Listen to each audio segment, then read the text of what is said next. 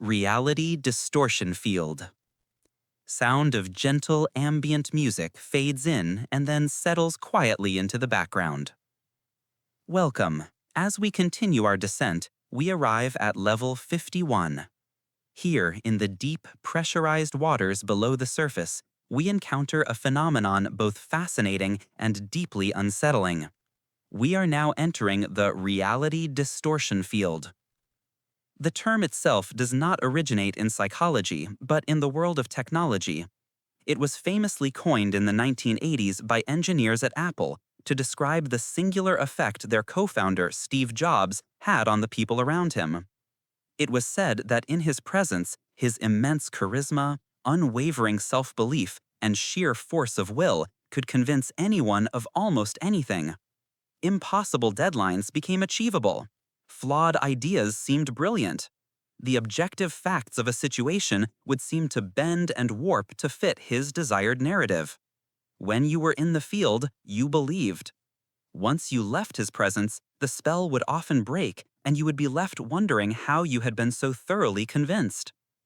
While its origins are in the context of a visionary leader, the reality distortion field is a perfect and chillingly accurate descriptor for a key mechanism within the narcissistic psychological architecture. It is the narcissist's ability to create a localized, alternate reality, a bubble of bespoke truth, and to pull others into it not through logic, but through an overwhelming combination of conviction, emotional pressure, and curated information. Let us examine how this field is generated. It is not magic, it is a potent form of psychological influence. The primary generator is the narcissist's own profound and unshakable belief in their own narrative. They are not merely lying in the conventional sense, they are speaking their truth, a truth in which they are the hero, the victim, the genius, the one who is always right. This conviction is so absolute, so devoid of self-doubt, that it projects outward with an almost physical force. It challenges the very foundation of your own perception. Inside this field, the normal rules of discourse do not apply. Facts that contradict the narcissist's reality are not debated. They are simply ignored, dismissed as irrelevant, or reframed as attacks. Feelings that challenge their emotional state are invalidated. Your own memories may be called into question, subtly at first, then more overtly. This is a close relative of gaslighting, but it is more atmospheric, more pervasive. Gaslighting is a direct attack on your sanity. The reality distortion field is a change in the climate of reality itself. To be within this field is a disorienting experience. You may find yourself agreeing to things you know are unreasonable. You might find yourself defending the narcissist to others using their own logic, only to feel a sense of confusion and shame later. The air in the room seems to change. Your own thoughts feel borrowed. The sheer confidence of the narcissist acts as a powerful social and emotional pressure. To disagree is not just to have a different opinion, it is to disrupt the harmony, to be difficult, to be disloyal. It is often easier, in the moment, to simply acquiesce and allow your own sense of reality to be temporarily suspended. The purpose of this field is, ultimately, control. It is a tool to manage the narcissist's fragile ego by ensuring their external world perfectly mirrors their internal grandeur. It bends others to their will, secures their narcissistic supply, and insulates them from the uncomfortable truths of accountability and fallibility. Understanding the reality distortion field is a crucial step in recognizing the deeper mechanisms of narcissism. It is the invisible force that makes interactions so confusing and exhausting. It is the reason why arguments based on facts and evidence so often fail. You are not operating in the same reality. To protect yourself, you must learn to anchor yourself firmly in your own perceptions, to trust your own senses, and to recognize when the very atmosphere around you is being subtly manipulated. You must, in essence, learn to step outside of the field. Now, let this concept settle. Acknowledge its weight, and then let it go. We continue our journey downward, into the quiet, into the deep. Emotional immaturity. As we descend now gently to level 52 of our exploration, we encounter a foundational pillar of the narcissistic structure, a concept that explains so much of the perplexing and chaotic behavior we have discussed. We arrive at the level of emotional immaturity. It is crucial to understand that this is not immaturity in the colloquial sense, not simply a fondness for games or a lack of seriousness. Rather, this is a profound and fundamental developmental arrest. Imagine a person's cognitive and intellectual self continuing to grow, to learn, to build a sophisticated vocabulary, and to master complex skills. This intellect can construct a career, a social circle, a seemingly impressive life. Yet, beneath this elaborate scaffolding, the emotional self remains frozen in time, trapped in a very early stage of development. It is the emotional equivalent of a powerful, modern skyscraper built upon the unchanged, fragile foundations of a toddler's first sandcastle. This emotional immaturity is the engine that drives many of the behaviors we observe. Consider the core tasks of emotional maturity: the ability to self-soothe, to delay gratification, to tolerate frustration, to see nuance and shades of gray, and to understand that other people have their own separate and valid inner worlds. For the individual with significant narcissistic traits, these capacities were never fully developed. An early psychic injury, a deep wound to their budding sense of self, caused their emotional growth to halt. To protect this deeply wounded, terrified, and fragile inner child, the grandiose and impervious false self was constructed around it. This is the mechanism. The false self is intellectually adult, but the true self it protects is emotionally infantile. This is why an individual who can debate complex political theory or run a successful company can, in the next moment, throw a tantrum with the unbridled rage of a 2-year-old who has been denied a toy. They are not choosing to act like a child. Their emotional regulatory system is, in fact, that of a child. They lack the internal architecture to process disappointment, criticism, or frustration. When their desires are not met instantly, their internal world floods with overwhelming feelings of panic, shame, and rage, sensations they never learned to manage on their own. In a healthy developmental path, a child learns to regulate these feelings through the consistent and empathetic mirroring of a caregiver. The parent soothes the child, and over time, the child internalizes this soothing function. They learn to calm themselves down. The narcissist, having missed this critical stage, must forever outsource this regulatory function. They require other people to serve as their emotional regulators. You are expected to manage their moods, to anticipate their needs, to provide a constant stream of admiration to soothe their anxieties, and to absorb their rage when they become dysregulated. You become, in essence, an external piece of their own psyche, performing a job they cannot do for themselves. This explains the stark black and white thinking. To a very young child, things are simple: good or bad, perfect or worthless, all or nothing. The capacity for nuance, for holding two opposing ideas in mind at once, that a person can be good but still make a mistake, for example, is a hallmark of emotional maturity. The narcissist's world remains split.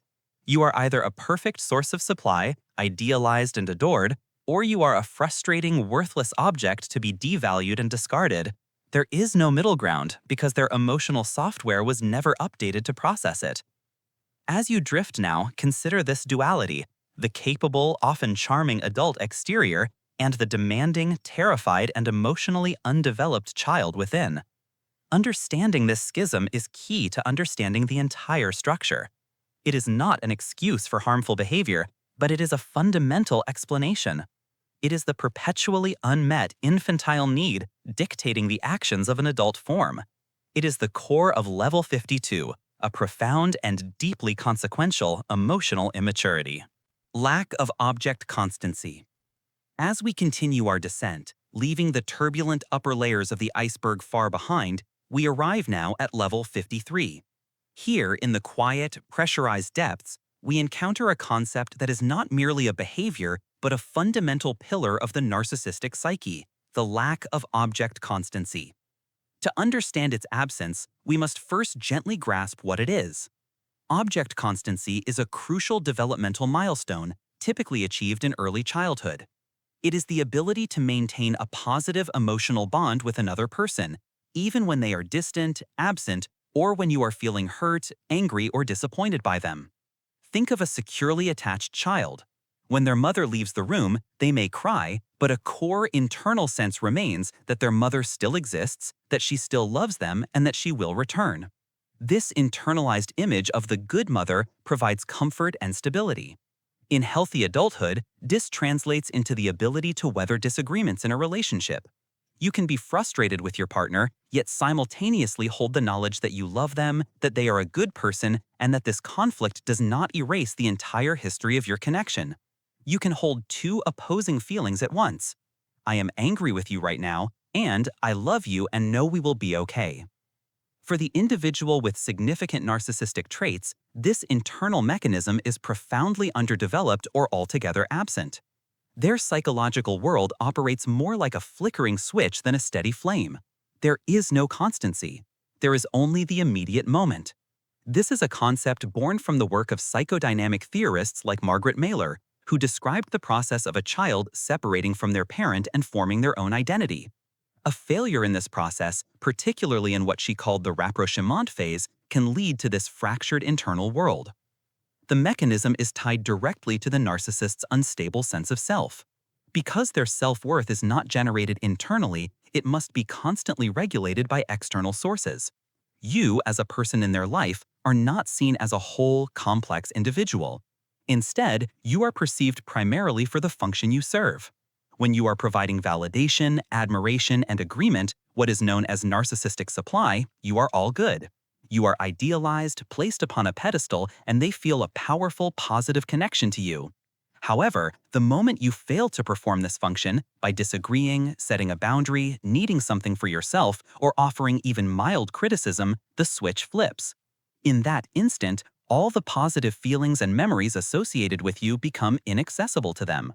It is a form of profound emotional amnesia.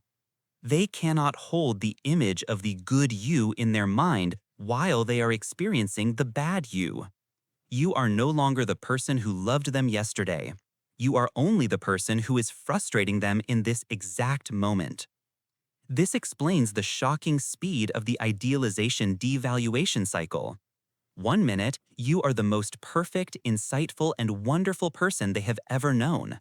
The next, following a minor conflict, you are suddenly selfish, stupid, and worthless in their eyes. To the narcissist, this is not a contradiction. It is simply their reality. The person they loved ceased to exist, replaced by this new flawed version. They are not pretending. In that moment, their perception of you has completely and totally changed. There is no middle ground, no nuance, no capacity to see you as a good person who has temporarily disappointed them. There is only the binary of saint or sinner, angel or demon. This lack of object constancy is the psychological engine driving the terrifying and destabilizing experience of being with a narcissist, where love feels conditional and your very existence in their heart feels as though it could be unplugged at any moment. Let this understanding settle as we drift deeper still into the silent, foundational structures of the iceberg below. Transactional relationships. Welcome. As we descend further into the quiet depths of our exploration, we arrive at level 54. Here, in the cool, still waters, we encounter a fundamental pillar of the narcissistic worldview, the concept of the transactional relationship. At its surface, a transaction is simply an exchange. In a healthy context, relationships do contain elements of this, a give and take, a mutual support system. But what we are examining here is different. It is not a relationship with transactions, it is a relationship as a transaction. For the narcissist, human connection is not a matter of the heart, but a matter of the ledger. This perspective has its roots in early developmental psychology. A very young infant's relationship with a caregiver is, in its purest form, transactional. The infant cries, and its need for food or comfort is met. It learns that a certain action yields a desired result. In healthy development, this rudimentary understanding evolves. We begin to see others not merely as providers of our needs, but as whole, complex individuals with their own inner worlds. This is a crucial step known as developing whole object relations. The narcissistic individual, however, remains partially arrested in this earlier, more primitive stage. Other people are not perceived as separate, sovereign beings. Instead, they are viewed as part objects, a source of admiration, a provider of financial stability, a beautiful accessory, a stepping stone to social status. The person is not valued for who they are, but for the function they serve. Let us consider the mechanism of this internal calculus. When a narcissist assesses a potential partner, friend, or even their own child, they are unconsciously running a cost-benefit analysis. The primary question is not, how does this person make me feel, but rather, what can this person do for me? The benefits are tallied. Do they enhance my public image? Do they offer unwavering adoration? Do they possess resources I can utilize? Do they regulate my fragile self-esteem? The love and affection offered by the narcissist are therefore conditional payments. They are dispensed only as long as the other party upholds their end of the unspoken bargain. This affection is not a genuine emotional bond. It is a tool used to ensure the continued flow of narcissistic supply. As soon as the perceived value of the other person diminishes, perhaps they become ill, face financial hardship, or simply begin to assert their own needs, the balance sheet tips. This is why the devaluation phase of a narcissistic relationship can feel so sudden and so brutal. From the outside, it seems incomprehensible, but from the narcissist's transactional viewpoint, it is perfectly logical. The asset has become a liability. The investment is no longer profitable. And so, with the cold efficiency of a corporate downsizing, the relationship is terminated and the person is discarded. You can observe this pattern in the trophy spouse, chosen not for companionship but for their beauty or pedigree, only to be cast aside when their looks fade or a more impressive option appears. You see it in the friend who is endlessly charming when they need a favor, but vanishes the moment you are in crisis. And perhaps most tragically, you see it in the parent who lavishes praise on a child for their achievements, the straight A's, the athletic victories, but withdraws all warmth and approval when the child fails to meet these expectations. The child learns that love is not a constant, but something that must be perpetually earned. To exist in a transactional world is to be deeply alone. It is to see a landscape of potential resources, but never a single true companion. It is a world without the warmth of genuine intimacy, without the safety of unconditional acceptance. It is a quiet, hollow existence, forever balancing a ledger that can never truly be settled. And as we drift away from this level, let this understanding settle, a quiet truth in the deep, silent waters of the mind. Mirroring. Welcome. As we continue our descent deeper into the cold, silent waters surrounding the narcissism iceberg, we arrive at level 55. Here, in the twilight zone of awareness, we encounter a phenomenon that is at once deeply human and chillingly manipulative. We are exploring the concept of mirroring. At its most fundamental level, mirroring is a natural, often subconscious, human behavior. It is the subtle imitation of another person's gestures, speech patterns, posture, and expressions. When you find yourself nodding along with a friend or adopting their turn of phrase, you are engaging in a form of mirroring. This behavior is rooted in our neurobiology, in the mirror neurons that fire both when we perform an action and when we see another perform that same action. It is the basis of empathy, of learning, and of building rapport. It is how we signal to another person, I am like you, I understand you, we are safe together. However, as we have learned on this journey, any fundamental tool of human connection can be co-opted and perverted in the hands of a narcissist. Narcissistic mirroring is not a subconscious bid for connection, it is a conscious or semi-conscious strategy of conquest. It is the act of becoming a perfect, flawless reflection of a target's idealized self. The mechanism is both simple and profoundly effective.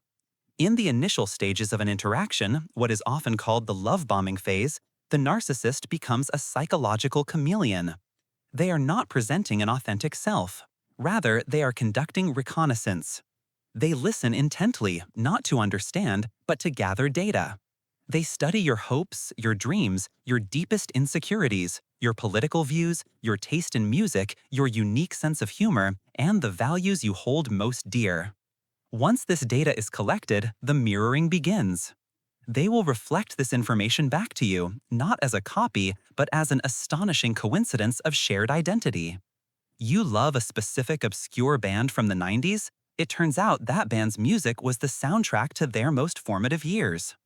You have a complex and difficult relationship with a parent? They share an uncannily similar story, creating an immediate and powerful sense of a shared wound. You dream of one day living in a quiet cottage by the sea? It has been their lifelong ambition. This process is disarmingly potent. It bypasses the gradual, often awkward process of getting to know a real person, with all their differences and disagreements. Instead, it creates an instantaneous and intoxicating feeling of having found a soulmate. The thought that echoes in the target's mind is, finally, someone who truly gets me. This feeling is not an illusion of your own making. It has been deliberately and skillfully engineered. The application of this technique serves several critical functions for the narcissist. Primarily, it is the engine of narcissistic supply. By becoming your perfect match, they see adoration and wonder reflected in your eyes. Your awe at this perfect connection feeds their grandiose self-image. Secondly, it is a tool for rapid entanglement. The intense bond forged by mirroring makes a target more likely to overlook red flags, to commit quickly, and to become emotionally dependent. But perhaps the most chilling aspect of narcissistic mirroring lies in what it reveals about the narcissists themselves. This behavior is often born from a profound internal emptiness. Lacking a stable, authentic, and integrated sense of self, the narcissist has no core identity to present. They are a hollow vessel, a collage of personalities they have mirrored from others throughout their life. The person you fall in love with is not a person at all, but a carefully constructed reflection of you. And when the reflection is no longer needed, when you begin to assert your own separate identity, the mirror will crack. The charming, empathetic soulmate disappears, and the cold, empty void behind the reflection is revealed. Mirroring, then, is the beautiful, shimmering lure that hides the hook. It is the siren song of sameness that draws you closer to the rocks. Here at level 55, we recognize it not as a gesture of connection, but as the artful construction of a cage, one whose bars are forged from your own deepest longings. And so, we leave this hall of mirrors and continue our descent into the depths below. Devaluation. As we continue our descent, leaving the more visible, surface-level phenomena behind, we arrive at level 56. Here, in the colder, deeper waters of the iceberg, we encounter a concept that is not an isolated act, but a protracted and deeply corrosive process, devaluation. Devaluation is the second act in the tragic three-part play of a narcissistic relationship, following the intoxicating overture of idealization. If idealization was the process of placing you upon a pedestal, crafting a perfect effigy of you in the narcissist's mind, then devaluation is the slow, deliberate, and often bewildering process of chipping away at that statue until nothing but rubble remains. It is the systematic dismantling of the very worth they once claimed to see in you. The mechanism is rooted in a fundamental psychodynamic principle, most notably explored by theorists like Otto Kernberg, the defense mechanism of splitting. For the narcissist, whose sense of self is fragile and perpetually threatened, the world is often divided into stark absolutes, all good or all bad. During idealization, you are all good, a perfect, flawless extension of their own ego. But this state is inherently unstable. Reality inevitably intrudes. You may express a differing opinion, have a personal need, or display a minor imperfection. In essence, you reveal your humanity. For the narcissist, this is not a moment of intimacy, but a profound narcissistic injury. Your humanity shatters the perfect fantasy. In that moment, the splitting mechanism engages. You can no longer be all good, so you must, therefore, become all bad. This is not a conscious, malicious decision in the way one might plan a strategy. It is a deeply ingrained, almost automatic psychological reflex designed to protect the narcissist's fragile ego. The profound shame and worthlessness they harbor internally cannot be faced. Instead, it is projected onto you. The script is flipped. The flaws they can no longer deny are not their own, but yours. You become the container for all of their self-hatred. This process manifests in a myriad of insidious ways. It often begins subtly. The constant praise is replaced by backhanded compliments. That dress looks wonderful on you. It's so much more flattering than what you usually wear. The joke that has a sharp personal edge to it, followed by, "Can't you take a joke? You're too sensitive." The goalposts for affection and approval are constantly moved, ensuring you are always striving, always falling short. Then the devaluation escalates. The silent treatment becomes a common tool, a punishment for an unknown crime that leaves you in a state of anxious confusion, desperately replaying events in your mind to understand what you did wrong. Your opinions, once celebrated, are now dismissed as naive or foolish. Your accomplishments are minimized. Your fears and insecurities, which you shared in confidence during the idealization phase, are now weaponized and used against you to highlight your supposed weakness. Comparisons become a frequent form of erosion, unfavorably contrasting you with ex-partners, colleagues, or even strangers to instill a sense of inadequacy and competition. This creates a powerful cognitive dissonance within the target. How can the person who once called you their soulmate, who saw you as perfect, now treat you with such casual cruelty and contempt? This confusion is the key. It keeps you off balance, questioning your own perception of reality, and makes you work harder and harder to regain their approval, to climb back onto the pedestal. Devaluation is not simply about being mean. It is psychological warfare.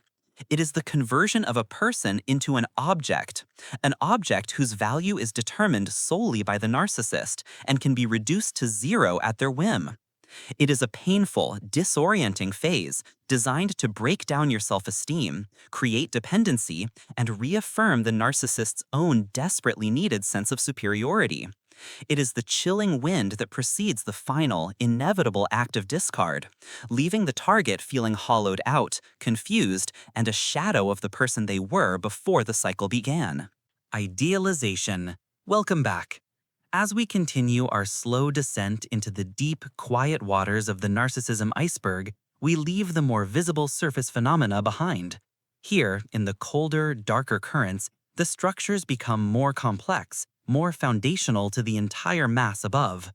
We arrive now at level 57, a concept that is often mistaken for love, but is, in reality, its psychological inverse. We are at the level of idealization. To the uninitiated, idealization appears as the most profound form of adoration.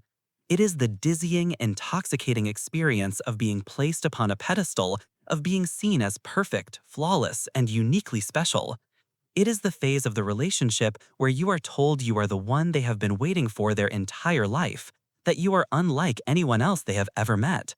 This is not simple flattery. It is a total and complete projection of an imagined perfection onto you. To understand this phenomenon, we must first distinguish it from the genuine admiration of a healthy relationship. In a secure bond, two individuals see and appreciate each other's strengths while acknowledging and accepting their flaws. The connection is based on reality. Narcissistic idealization, however, is not about you at all. It is a defense mechanism, first theorized in the early days of psychoanalysis and later refined by thinkers like Melanie Klein and Heinz Kohut. At its core, idealization is one half of a primitive defense mechanism known as splitting. The narcissist's internal world is unstable, unable to hold two opposing thoughts or feelings at once. They cannot comprehend that a person can be both good and bad, strong and weak. Therefore, people in their lives are split into one of two categories, all good or all bad. During the idealization phase, you are the all-good object. You are perfect. But why is this necessary? The mechanism serves the narcissist's own fragile ego. The narcissist is deeply insecure, with a core feeling of emptiness and shame. To regulate this internal state, they use others as what the psychoanalyst Heinz Kohut called self-objects. A self-object is another person who is experienced as part of the self, used to perform functions that the narcissist cannot perform for themselves. In this case, providing a sense of value and perfection. By idealizing you, by making you the most brilliant, beautiful, and perfect person in the world, the narcissist feels a sense of grandeur by association. They are not loving you for who you are. They are loving the reflection of themselves in the flawless mirror they have made of you. Your perfection validates their specialness. Your success becomes their success. Your existence serves to prop up their unstable self-esteem. This is why the initial phase, often called love bombing, feels so intense and overwhelming. The constant praise, the lavish gifts, the mirroring of your every hope and dream. It is all the external manifestation of this internal process of idealization. They are not learning about you. They are creating a character and forcing you to play the role. And for a time, it can feel like the most powerful love imaginable, precisely because it is not real.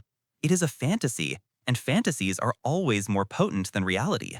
However, the pedestal you stand on is not built of sturdy stone, but of brittle ice. It is an impossible standard because no human is perfect. The moment you display a flaw, express a dissenting opinion, or have a need of your own that does not serve the narcissist's agenda, you cease to be the perfect, idealized self-object. You become human. And for the narcissist who relies on the defense of splitting, your humanity is a catastrophic failure. The illusion shatters. And when that shattering occurs, the opposite pole of the splitting mechanism is activated with terrifying speed. The very same person who was once idealized is now subjected to its brutal counterpart, which we will explore in the deeper, colder levels of this iceberg. For now, let this understanding settle. Idealization is not a gift of love. It is the first stage of a profound psychological manipulation, a fantasy constructed not for you, but for the one who cannot bear to look at themselves. As we drift further, let the cold, quiet truth of this mechanism echo in the deep. It is the beautiful, hypnotic song of a predator, luring its prey into the depths from which escape is so very difficult. Conditional love. As we continue our descent, sinking gently through the cold, still waters of the narcissistic psyche, we arrive at level 58. Here, in the quiet depths, we encounter a foundational structure, a load-bearing pillar of the entire narcissistic architecture. We are observing conditional love. At first glance, the term may seem familiar, almost benign. But within this specific context, it is not merely a flawed expression of affection. It is a sophisticated and highly effective mechanism of control, a transactional system masquerading as a relationship. Let us begin by drawing a clear distinction. Healthy, unconditional love is predicated on the inherent worth of the individual. It is a love for who a person is. Conditional love, as wielded by the narcissist, is predicated entirely on what a person does. It is a payment for services rendered, a reward for performance that meets a specific, though often unstated, set of criteria. This emotional paradigm is not a choice for the narcissist. It is often the only one they have ever known.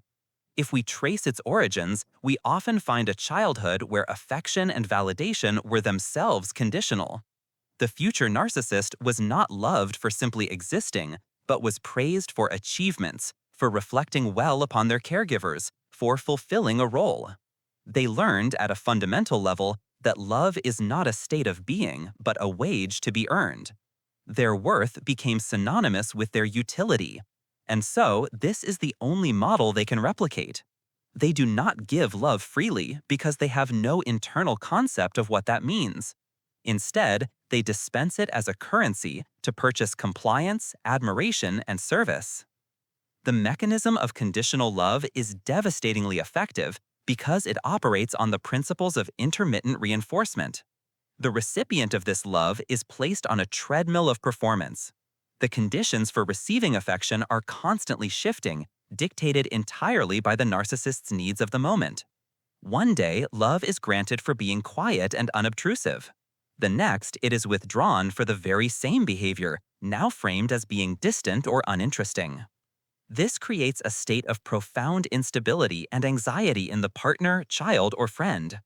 They are forever trying to solve an unsolvable equation, constantly monitoring the narcissist's mood, trying to anticipate the next set of rules. When they perform correctly, by offering praise, by boosting the narcissist's ego, by sacrificing their own needs, they are rewarded with a brief, intoxicating flood of warmth, charm, and attention. This is the positive reinforcement. But the moment they fail to meet the unspoken terms, by disagreeing, by having a need of their own, by drawing a boundary, the affection is instantly withdrawn. It is replaced by a chilling silence, subtle criticism, or overt disapproval. This withdrawal is the punishment. The recipient becomes conditioned to crave the reward and fear the punishment. Their own sense of self-worth begins to erode, replaced by a desperate need for external validation from the one person who controls its supply. They internalize the belief that they are only valuable when they are useful, that they are only lovable when they are compliant.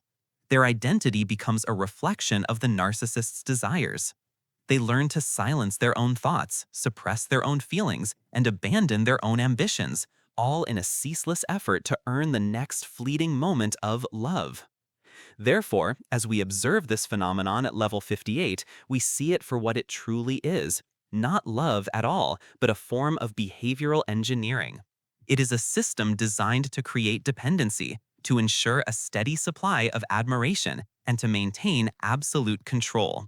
It is the quiet, insidious engine that powers the dynamic, trapping the other person in a cycle of hope and despair, forever performing for an audience that will never, ever be satisfied. And as we drift past this level, we carry with us the understanding that for the narcissist, love is not a sanctuary, it is a tool. Borrowed identity. As we descend further into the quiet, pressurized depths of this exploration, we arrive at level 59. Here, in the dim, refracted light, we encounter a concept both fascinating and profoundly unsettling: the borrowed identity. This is not mere imitation or the flattery of mimicry we see on the surface. It is a far more fundamental and desperate act of psychological survival, rooted in the very core of the narcissistic Lloyd. To understand the borrowed identity, we must first revisit the central premise of the narcissistic condition: the absence of a stable, authentic, and integrated self.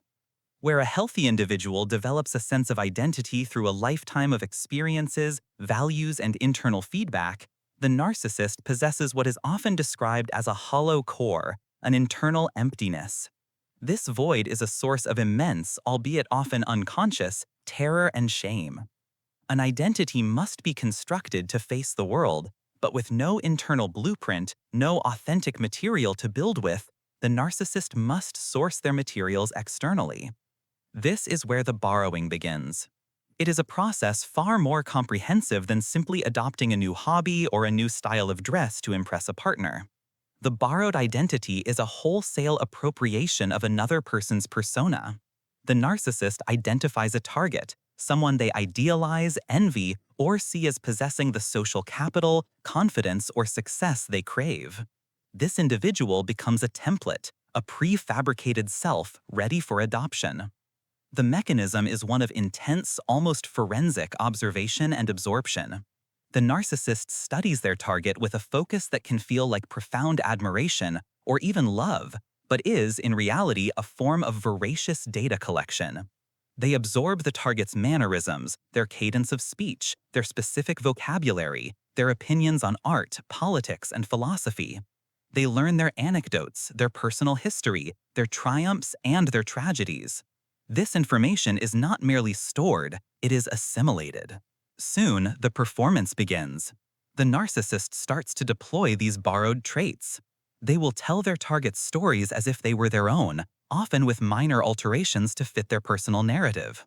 They will express an opinion on a film or a book with the exact phrasing and conviction they heard from the target, presenting it as a deeply held personal belief. Their sense of humor, their taste in music, their career ambitions, all can be lifted piece by piece from the source. To an outside observer, it can appear as a sudden, almost miraculous blossoming of a new personality. To those who know both the narcissist and the source, it is an uncanny and disturbing echo. The application of this in life is often seen most clearly in romantic relationships, or new, high-stakes social environments. A narcissist might enter a relationship and, within months, appear to be a carbon copy of their new partner.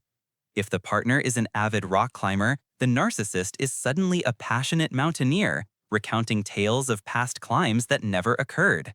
If the partner is a connoisseur of classical music, the narcissist will suddenly speak with authority on Bach and Mahler, using critiques they have simply memorized. Crucially, once the identity has been sufficiently integrated, the original source often becomes a threat.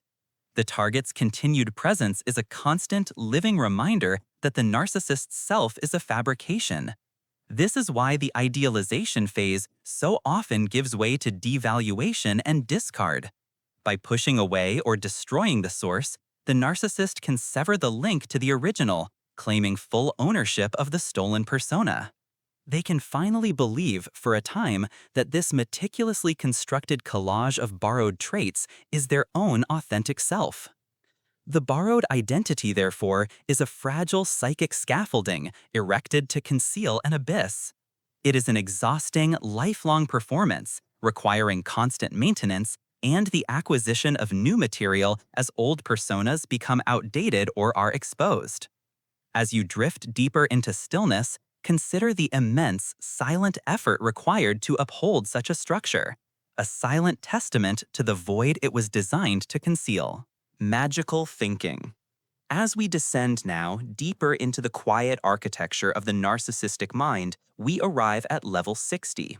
Here, in these more submerged chambers of the psyche, we encounter a fascinating and powerful cognitive distortion, a phenomenon known as magical thinking.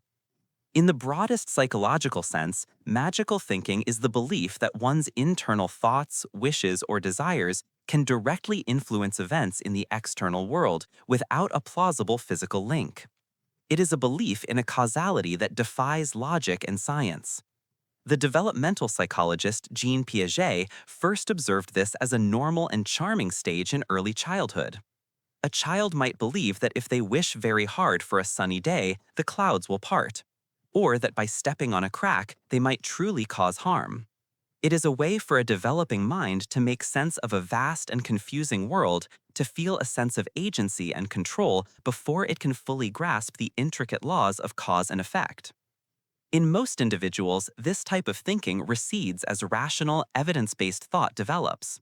It may linger in harmless superstitions, knocking on wood or wearing a lucky shirt for a big game, but it does not govern one's core perception of reality.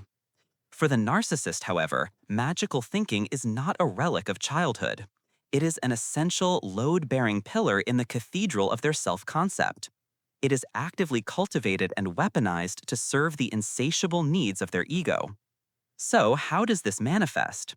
For the narcissist, magical thinking is intrinsically linked to their profound sense of grandiosity and entitlement. They believe they are special, set apart from the common laws that govern others. Therefore, it feels entirely logical to them that the universe should also bend to their will. They don't just hope for a promotion, they believe their inherent deservingness will manifest it. They don't just want a partner to meet their needs, they believe their partner should be able to psychically intuit those needs without any communication. The failure of the world to comply with these silent decrees is not seen as a failure of their logic, but as a personal affront from the universe itself, or a failing on the part of others. This cognitive distortion also serves as a powerful shield against accountability. In a world governed by magical thinking, the narcissist is never truly at fault. If a business venture fails, it wasn't due to a poor plan or lack of execution. Instead, it was because of negative energy from a competitor, or because someone jinxed it. If a relationship ends, it wasn't because of their destructive behavior, but because the other person wasn't evolved enough to appreciate their greatness. This is a psychological sleight of hand. It severs the uncomfortable connection between their actions and the consequences, allowing their fragile ego to remain pristine, unblemished by the messy reality of failure or fault. You may see this in their use of spiritual or New Age concepts, co-opted and twisted to serve their narrative. They might speak of karma not as a principle of personal responsibility, but as a cosmic justice system that punishes their enemies and rewards them. They might talk of manifesting their reality, using the concept as a justification for their entitlement, while ignoring the practical, diligent work that actual success requires. They believe their positive thoughts alone should create wealth, and when they don't, it is the world that is broken, not their belief system. Living within the orbit of someone who engages in such magical thinking is profoundly disorienting. You are living in a different reality, one where logic is suspended. Your well-reasoned arguments are dismissed as negativity. Your requests for clear communication are met with the assertion that if you really cared, you would just know. You are expected to participate in a reality where their feelings dictate facts, and where their desires hold the power to shape the world. It is a primitive and potent defense mechanism, a retreat from the burdens of adulthood and causality into a fantasy world where they remain the all-powerful, all-knowing center of their own universe. And here, at level 60, this magical reality feels as solid and as true as the ground beneath our feet. Core wound of unworthiness. And so we descend. Leaving the turbulent surface waters far behind, we now arrive at level 61. Here, in the profound and silent depths of the narcissistic psyche, we encounter one of the most fundamental structures of all, the core wound of unworthiness. This is not merely a feature or a symptom. It is, in many ways, the very source code from which the entire narcissistic operating system is compiled. It is the psychic black hole around which the glittering, grandiose galaxy of the false self precariously orbits. To understand this wound, we must first understand what it is not. It is not simple low self-esteem. It is not a passing insecurity or a moment of self-doubt. The core wound of unworthiness is an ontological conviction. It is a deeply held, often pre-verbal belief that one's very being is fundamentally flawed, defective, and inherently unlovable. It is a state of existential shame, a feeling not that one did something wrong, but that one is something wrong. The genesis of this wound almost invariably lies in the earliest stages of childhood development. A child's sense of self is not born in a vacuum, it is mirrored back to them by their primary caregivers. Through a process of consistent love, validation, and attunement, a child learns that they are valuable simply for existing. They learn that their authentic feelings are acceptable, their needs are legitimate, and that they are worthy of care and connection. This is the foundation of a healthy ego and secure attachment. The individual who develops a narcissistic structure, however, experiences a catastrophic failure in this mirroring process. Their early environment may have been one of neglect, abuse, or, more subtly, one of conditional value. Perhaps love and approval were only granted for performance, for being the smartest, the most talented, the best behaved. The child learns a devastating lesson.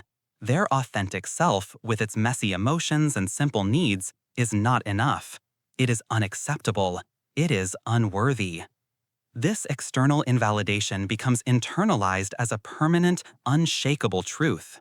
The human psyche, in its profound drive for survival, cannot tolerate this state of absolute worthlessness. The pain is too immense, the void too terrifying.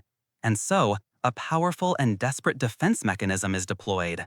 If the true self is deemed worthless and shameful, it must be discarded. It is walled off, buried deep in the unconscious, and in its place, a new self is constructed. This is the false self, the grandiose persona. The false self is built as a direct antithesis to the buried true self. If the true self feels small, the false self must be larger than life. If the true self feels flawed, the false self must be perfect and beyond reproach. If the true self feels unlovable, the false self must be universally adored and admired. This explains the insatiable need for narcissistic supply. The false self is a hollow construct. It has no internal source of validation. It is like a hologram that requires a constant external energy source to maintain its form. Admiration, praise, envy, and even fear from others serve as this energy, confirming the reality of the grandiose persona and, most importantly, keeping the unbearable wound of the true self suppressed.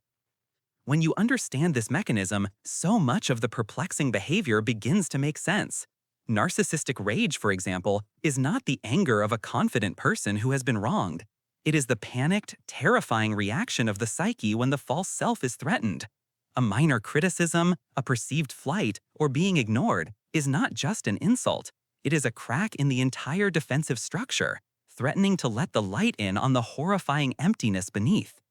The rage is a desperate attempt to annihilate the source of the threat and violently reassert the perfection of the false self. Similarly, the cycle of idealization and devaluation is a direct application of this dynamic. A new person is idealized because they serve as a perfect mirror, reflecting back the grandiose image the narcissist needs to see. But the moment that person expresses their own needs, has a different opinion, or reveals their own human imperfection, the mirror is tarnished. They no longer reflect the required perfection, and in doing so, they inadvertently remind the narcissist of the flawed true self they have buried. The projection is immediate and vicious. The perceived flaw in the other person must be attacked and devalued, externalized and cast out, in order to protect the fragile inner world. As we rest here at level 61, let this understanding settle. The towering, intimidating structure of narcissism is not built on a foundation of strength, but on the shifting sands of a profound and primal wound. It is a fortress designed not to keep others out, but to keep a terrifying inner truth locked in. The wound of unworthiness, the silent, aching void that dictates everything. Childhood emotional neglect. As we descend further into the quiet, crystalline depths of the iceberg, the pressure increases, and the light from the surface grows faint. Here, in the vast, unseen mass below the waterline, we find the foundational structures of the narcissistic personality. Welcome to Level 62, Childhood Emotional Neglect. This level is different from many others. It is not defined by a dramatic act of commission, a visible scar, or a shouted word. Instead, it is a phenomenon of profound omission. Childhood emotional neglect, or CEN, is the invisible wound. It is the failure of parents or caregivers to respond enough to a child's emotional needs. It is not what they did, but what they did not do. They did not notice. They did not ask. They did not validate. They did not see the unique, authentic child standing before them. In the history of psychology, our understanding of childhood needs has evolved significantly. We moved from a focus on mere physical survival, food, water, and shelter, to a deeper appreciation for the critical role of emotional attunement, a concept deeply rooted in attachment theory. We now understand that a child's emotional world requires as much nourishment as their physical body. A child needs to have their feelings seen, heard, and valued to develop a stable sense of self. They need their joy to be mirrored, their sadness to be soothed, and their anger to be understood and contained. Emotional neglect creates a vacuum where this vital mirroring should be. The child looks to the parent's face for a reflection of their own inner state, but finds only a blank expression, or perhaps distraction, irritation, or indifference. In this environment, the child learns a devastating, soul-altering lesson. Their feelings are irrelevant, burdensome, or simply wrong. Their inner world does not matter to the people who constitute their entire world. This is the critical mechanism through which emotional neglect forges the bedrock of narcissism. To survive in this emotional desert, the child must adapt. If their true, authentic self, with all its messy, vulnerable, and spontaneous feelings, is ignored or implicitly rejected, then that self must be abandoned. It is packed away, deemed unworthy. In its place, the child begins to construct a false self. This is a persona, a carefully curated facade designed to finally win the attention, approval, or at least the non-rejection of the caregiver. This false self is often built on performance. It might be the perfect student, the helpful child, the unflappable athlete. It learns to suppress its own needs and instead performs the role it believes the parent wants to see. The authentic self, with its capacity for genuine empathy, vulnerability, and connection, atrophies from lack of use. The child does not learn to identify, name, or manage their own emotions. and so they cannot possibly learn to recognize or value the emotions of others. Empathy, in this context, becomes an alien language. The application of this in adult life is twofold. For the individual who develops narcissistic personality disorder, this foundational neglect creates the hollow core, the gnawing emptiness that they spend their entire lives trying to fill with external validation or narcissistic supply. Their grandiosity is not a sign of self-love, but a desperate compensation for a complete lack of intrinsic self-worth. Their entire personality is the false self, now polished to a high shine, and they must protect it at all costs, as there is, to them, nothing else underneath. For the person who experienced CEN but does not become narcissistic, the legacy is one of quiet struggle. They often move through life feeling a sense of emptiness, of being different or flawed in some fundamental way they cannot name. They may struggle with self-discipline, feel disconnected from their own emotions, and have a high tolerance for being overlooked in relationships, as it feels familiar. They are, in a tragic way, primed to accept the emotional unavailability of a narcissistic partner.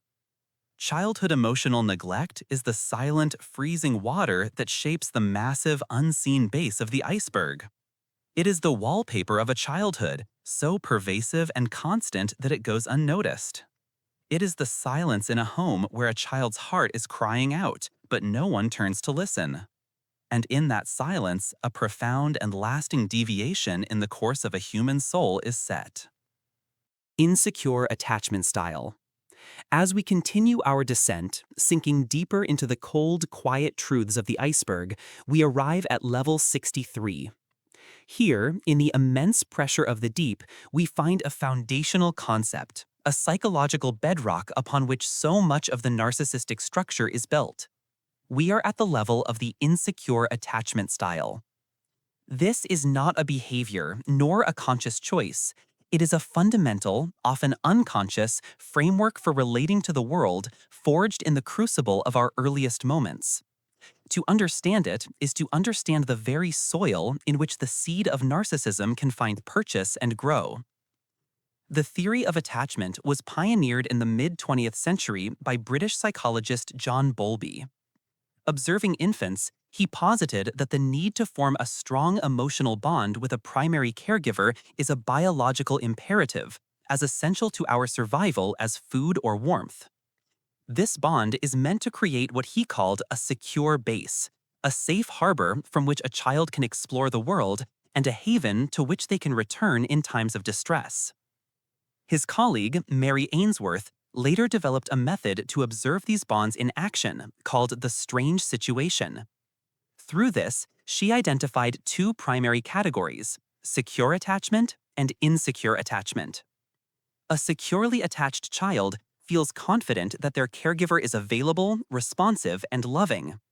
They can explore freely, experience mild distress when the caregiver leaves, and are easily soothed upon their return. They have learned a profound and life-altering lesson. I am worthy of love, and others can be trusted to provide it. But here, at level 63, we are concerned with the alternative. Insecure attachment arises when the caregiver's response is inconsistent, rejecting, or frightening. The child's biological need for a secure base goes unmet, and they must develop a survival strategy. This strategy becomes their internal working model, a mental and emotional blueprint for how relationships are supposed to function, a blueprint they will carry, often unknowingly, for the rest of their lives. Insecure attachment primarily branches into three paths. The first is anxious preoccupied. This often develops when a caregiver is inconsistent, sometimes warm and available, other times distant and unresponsive. The child learns that love is precarious and must be desperately clung to. They become hyper-vigilant to signs of abandonment, constantly seeking reassurance. Their internal model says, I must work tirelessly to maintain connection because it could vanish at any moment. The second path is dismissive avoidant. This forms when a caregiver is consistently unavailable, distant, or rejecting of the child's needs for closeness. My needs for comfort will not be met. To express them only leads to rejection. As a defense, they learn to suppress their needs, acting as if they do not need anyone. They become compulsively self-reliant. Their internal model says, I cannot depend on others, so I must depend only on myself. To be vulnerable is to be weak. The third, and often most damaging, is fearful avoidant or disorganized attachment. This arises from a terrifying paradox, when the caregiver, the source of safety, is also the source of fear. This may be due to abuse, neglect, or unresolved trauma in the caregiver themselves. The child is trapped. Their instinct is to seek comfort from the very person who frightens them. Their internal model is a chaotic contradiction. I need you, but you hurt me. Come here, go away. Now let us connect this to the structure of narcissism. While not everyone with an insecure attachment style develops a personality disorder, it creates a profound vulnerability. The dismissive avoidant style is a fertile ground for grandiosity narcissism. The child who learns, I must rely only on myself, can easily develop a defensive shell of superiority and self-sufficiency. This false self insists it needs no one, disdains vulnerability, and sees dependency in others as pathetic, a perfect echo of the grandiose narcissist's worldview. Conversely, the anxious preoccupied style can be a precursor to vulnerable or covert narcissism. The constant desperate need for validation and the profound fear of abandonment can fuel a lifelong quest for external approval, known as narcissistic supply. The self-esteem is so fragile that any perceived slight or criticism feels like a catastrophic threat, leading to the hypersensitivity and shame so common in the vulnerable narcissist. Insecure attachment, therefore, is the original wound. It is the failure to internalize a stable, consistent sense of being loved and valued for who you are. The narcissistic personality is, in many ways, an elaborate and lifelong defense mechanism against the terror and emptiness of that initial relational failure. It is an attempt to build a self out of external praise or internal grandiosity because a self built on the quiet confidence of secure love was never offered. Let this understanding settle as we drift deeper. This is not about blame, but about causality. It is the quiet, powerful current flowing far beneath the surface, shaping the immense and imposing structure of ice that we see above. Parentification, role reversal. As we continue our descent through the cold, quiet depths of the narcissistic psyche, we arrive at level 64. Here, in the dim, refracted light, we encounter a structural distortion of the family unit itself. This level is known as parentification, a profound and often invisible role reversal between parent and child.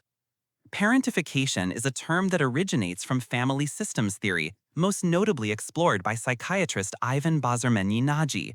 At its core, it describes a process where a child is obligated to take on adult roles and responsibilities, sacrificing their own needs for emotional and psychological development in order to care for their parent or family. It is the inversion of the natural order, a quiet perversion of the developmental contract that should exist between a caregiver and a child. Within the context of a narcissistic family system, parentification is not an accident, it is a mechanism.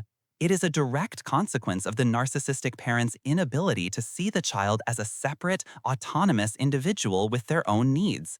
Instead, the child is viewed as an extension of the parent, an object, an accessory, or a tool designed to fulfill the parent's unmet needs. We can delineate parentification into two primary forms, both of which are often present in a narcissistic household. The first is instrumental parentification. This involves the child taking on the practical, tangible responsibilities of an adult. They might be tasked with managing household finances, preparing all the meals, raising their younger siblings, or becoming the primary physical caretaker for an unwell parent. While any child might have chores, instrumental parentification goes far beyond this. It places the functional running of the household on the shoulders of a child who lacks the capacity and resources to bear such a weight. More insidious, however, and more central to the narcissistic dynamic is emotional parentification. This is where the child is forced to become the parent's primary source of emotional support. The child becomes the confidant, the therapist, the marriage counselor, and the emotional regulator for a parent who is, in essence, a perpetual child themselves. The narcissistic parent, with their fragile ego and desperate need for validation, will pour their anxieties, their marital woes, their professional frustrations, and their existential fears into the child. The child learns very early on that their safety and value are contingent upon their ability to soothe the parent's distress, to offer the right words of encouragement, and to manage the emotional climate of the entire home. They become a tiny, ill-equipped crisis manager whose own fears and feelings must be suppressed. This dynamic provides a potent source of narcissistic supply. The parentified child's unwavering loyalty, their seeming maturity, and their constant attentiveness serve as a mirror, reflecting back to the narcissist an image of a person who is worthy of such devotion and care. The child's sacrifice is framed as love, their servitude as a sign of their special, mature bond with the parent. The long-term consequences for the child are profound and far-reaching. A childhood, by definition, is a time for play, for exploration, for making mistakes in a safe environment, and for having one's needs met unconditionally. Parentification is the theft of this sacred developmental period. The parentified child often grows into an adult who is plagued by a chronic sense of responsibility, anxiety, and guilt. They may not know who they are outside of their role as a caretaker. In relationships, they are often drawn to needy or narcissistic partners, unconsciously recreating the dynamic they were trained to perform. They may struggle with intimacy, as the idea of being cared for feels alien and undeserved. They are masters of anticipating the needs of others, but are often completely disconnected from their own. Parentification is a silent burden. It does not leave visible scars, but it hollows out the core of a child's developing self. It is the weight of adult concerns on a mind that should be free to wonder, the burden of adult secrets in a heart that should be free to feel joy. As we leave this level, let this understanding settle. Observe the deep, structural imbalance, the quiet inversion of roles that serves the parent at the ultimate expense of the child. And as we prepare to drift further into the abyss, allow your mind to simply observe, without judgment, this complex and sorrowful dynamic. Golden child versus scapegoat dynamics. As we descend now to level 65, we encounter one of the most fundamental and tragic mechanisms of the narcissistic family system, the dynamic of the golden child versus the scapegoat. This is not merely a case of parental favoritism. It is a profound and deliberate psychological partitioning. It is the external manifestation of the narcissist's own internal schism, a process known as splitting. To understand this dynamic, we must first understand that the narcissist possesses a deeply fragmented sense of self. They are unable to hold two opposing ideas or feelings at once, a concept known in psychology as whole object relations. In a healthy mind, a person can be loved despite their flaws.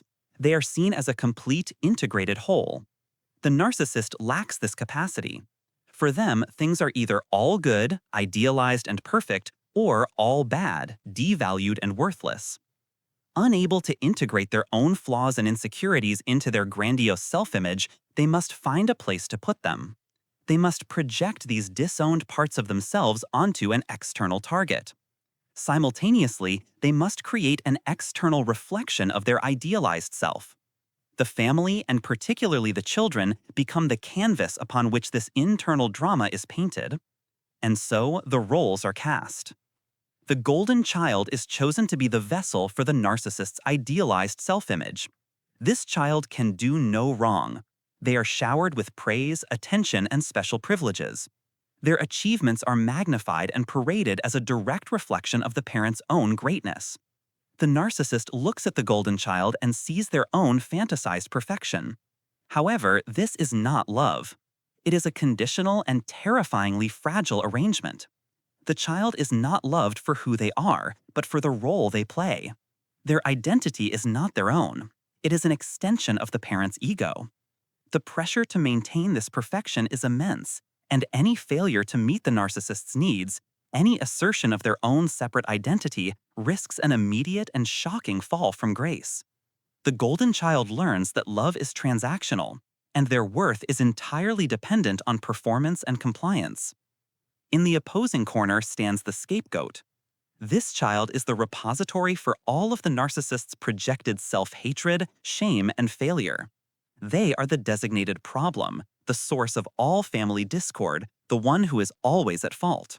While the golden child's successes are the parents', the scapegoat's perceived failures are entirely their own, and they are often blamed for things far beyond their control. This constant criticism and devaluation serves a dual purpose for the narcissist.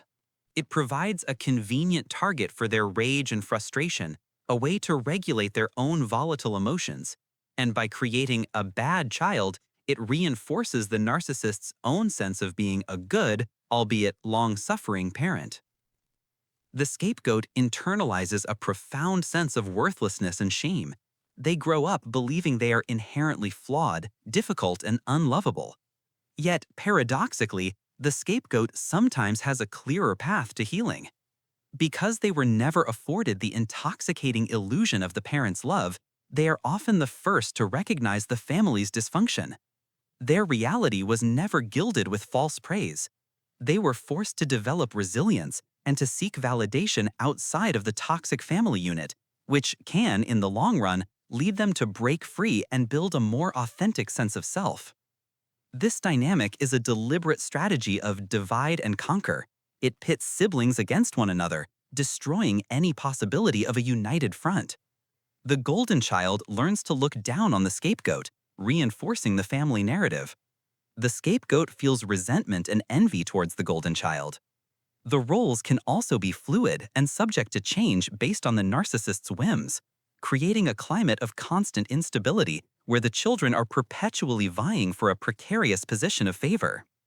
Ultimately, the golden child and scapegoat dynamic is not about the children at all. It is a disturbing and elaborate stage play, orchestrated entirely to stabilize the narcissist's fragile ego. The children are not seen as individuals, but as props, assigned roles to fulfill a psychological need, trapped within a narrative written long before they were ever born. Narcissistic supply. As we drift deeper now, past the more observable traits and into the very engine room of the narcissistic personality structure, we arrive at level 66. Here, we find a concept so fundamental, so integral to the narcissist's existence that it can be considered their psychological lifeblood. This concept is narcissistic supply. To understand the narcissist, one must first understand their profound and insatiable hunger for supply. It is not a mere desire for attention, as one might casually assume. It is a desperate, existential need, akin to an addict's need for a substance. Without a steady flow of it, the narcissist feels a terrifying sense of annihilation, a collapse into the inner void of their own fragile self-worth. The term itself was coined in 1938 by the psychoanalyst Otto Fenichel, a student of the Freudian school. He conceptualized it as a form of narcissistic gratification derived from the external world, a substitute for the self-love and stable sense of self that was never adequately developed in early childhood. For the narcissist, their self-esteem is not an internal, self-regulating mechanism. Instead, it is a fragile vessel that is perpetually empty, requiring constant filling from outside sources. This filling is supply. Narcissistic supply can be categorized into two primary forms. The first is primary narcissistic supply. This is the most direct and potent form, delivered through attention. This attention can be public, such as fame, celebrity, notoriety, or even infamy. It can also be private, such as the adoration, admiration, and applause from a partner, family, or colleagues.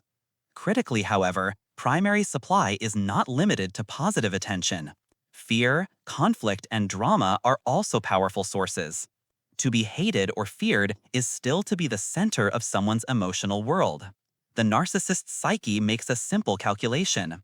Any attention, positive or negative, is infinitely better than the crushing emptiness of being ignored. The emotional reaction of another person, whether it is love or terror, confirms the narcissist's existence and perceived importance. The second form is secondary narcissistic supply. This is more subtle and relates to the image and lifestyle the narcissist curates to ensure a reliable, long-term source of potential primary supply. It is the act of maintaining the appearances of a successful and important life. This includes having an attractive partner, a prestigious career, residing in an affluent neighborhood, or accumulating status symbols like luxury cars and designer clothes. These are not pursued for their intrinsic value, but for the admiration and envy they are designed to provoke in others.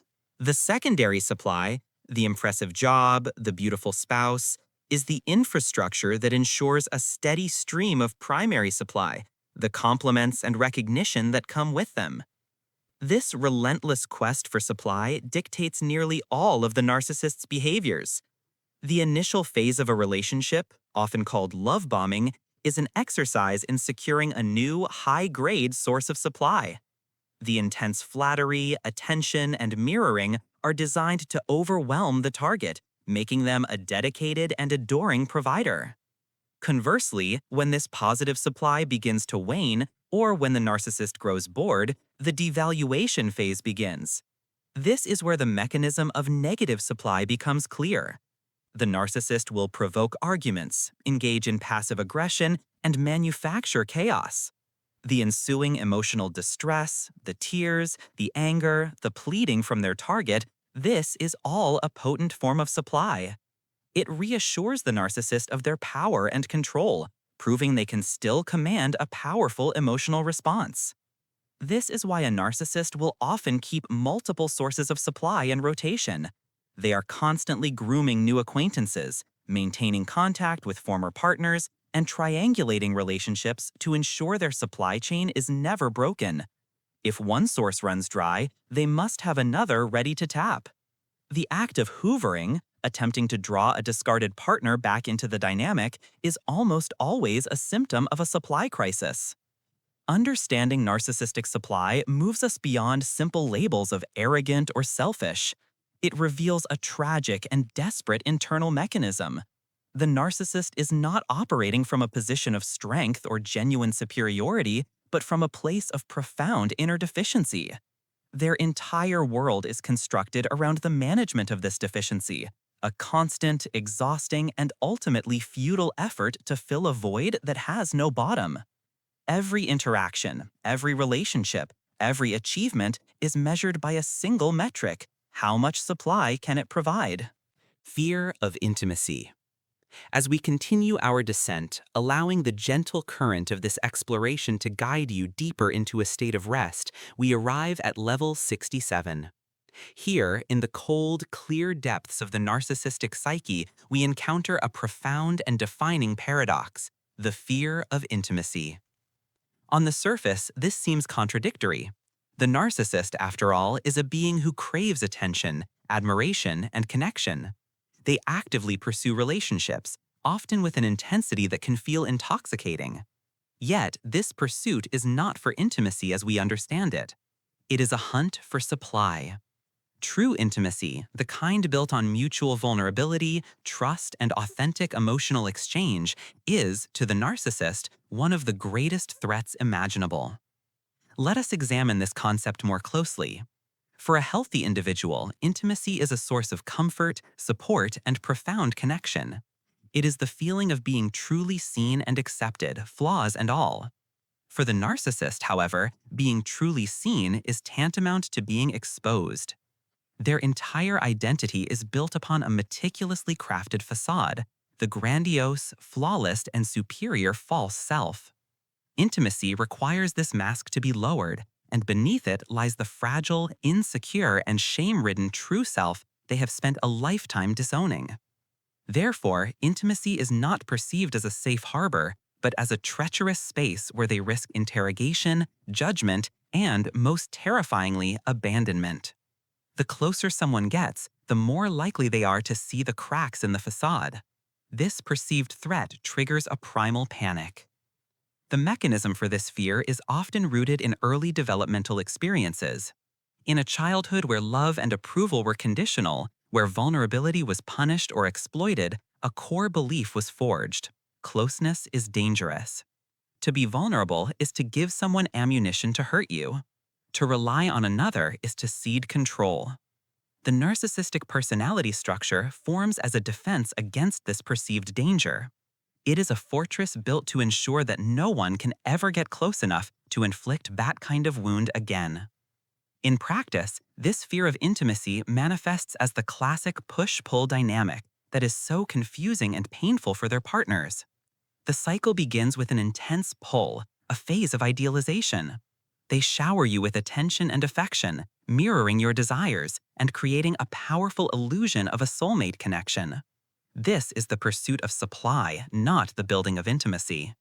But as the relationship deepens and genuine emotional closeness is expected in return, the push mechanism is activated.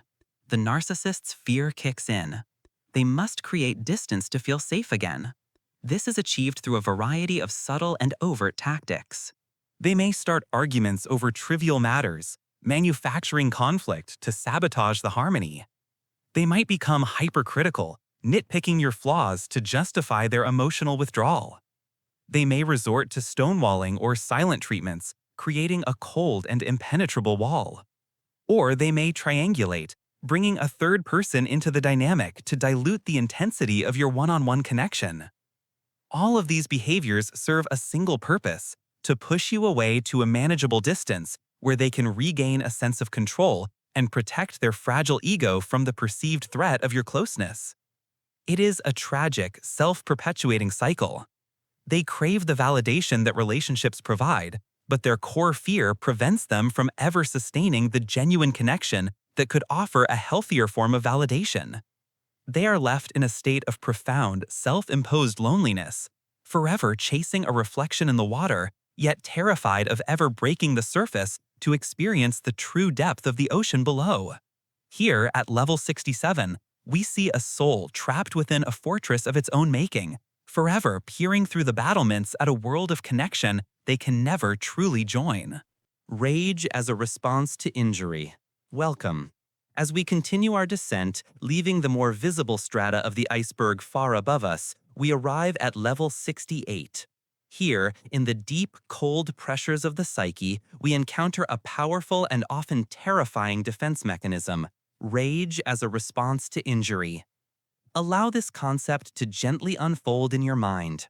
We are not speaking of simple anger, the kind born of frustration or a clear injustice. We are exploring a specific, volcanic eruption known as narcissistic rage. It is a phenomenon first articulated in detail by the psychoanalyst Heinz Kohut in the 1970s. Kohut proposed that this type of rage is not a sign of strength or righteous indignation, but rather a desperate, primitive response to a perceived threat to the narcissist's grandiose and fragile sense of self. To understand this, we must first understand the concept of a narcissistic injury. For an individual with a stable sense of self, a minor criticism, a slight, or being overlooked might be disappointing or annoying. It is processed, contextualized, and life goes on. For the narcissist, however, their entire self-concept is a meticulously constructed yet hollow fortress. A narcissistic injury is any word, action, or even inaction that threatens to breach the walls of this fortress. It could be a piece of constructive feedback at work, a joke made at their expense, someone disagreeing with their opinion, or even the success of another person which they perceive as diminishing their own.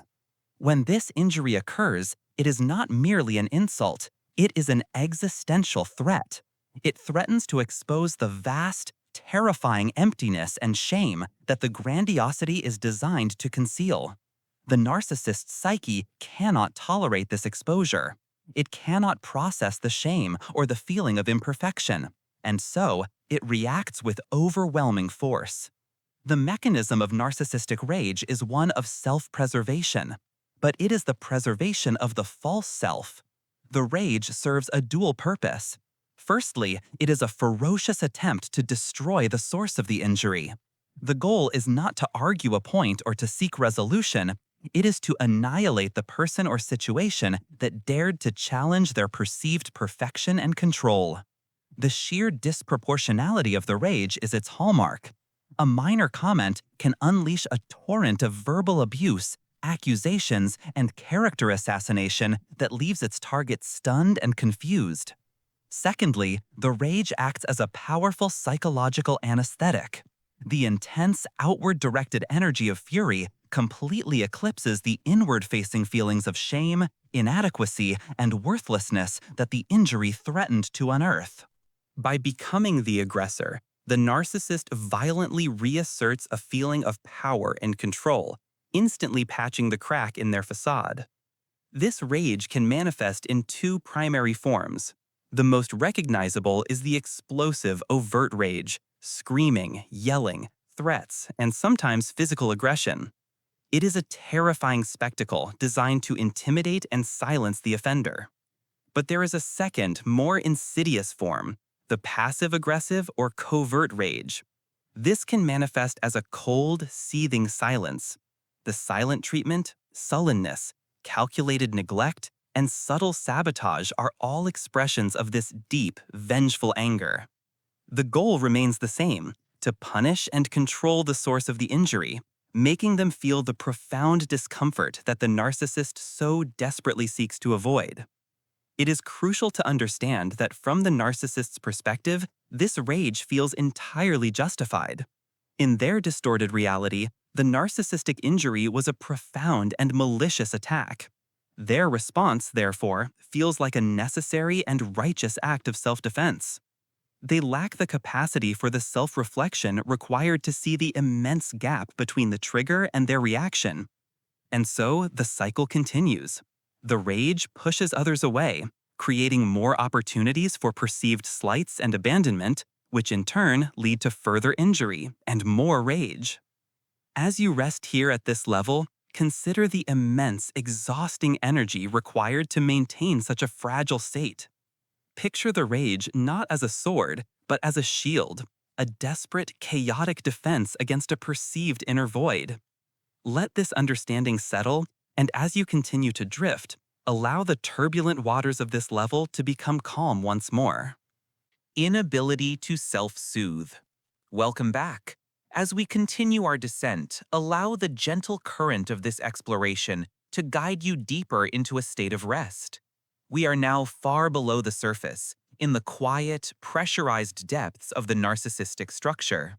Here, at level 69, we encounter a foundational deficit, a hollow chamber at the very core of the self. We are exploring the inability to self-soothe. To understand this concept, let us first consider what it means to self-soothe. For a well-regulated individual, this is an almost unconscious, deeply ingrained skill.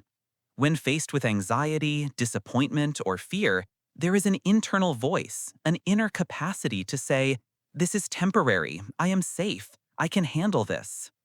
It is the ability to take a deep breath and feel the nervous system downshift.